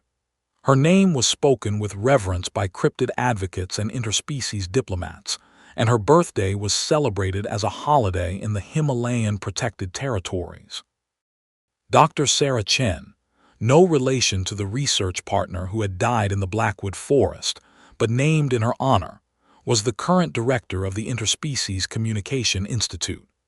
At 45, she had spent her entire adult life working to bridge the gap between human and cryptid, carrying forward the work that Alina had begun.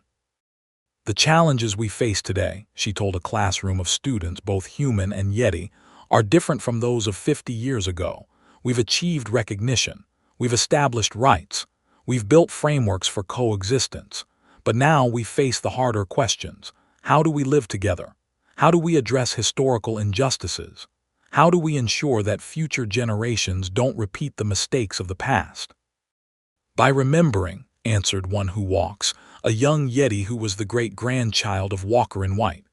By telling the stories, by keeping the truth alive. Exactly. Memory is our defense against repetition.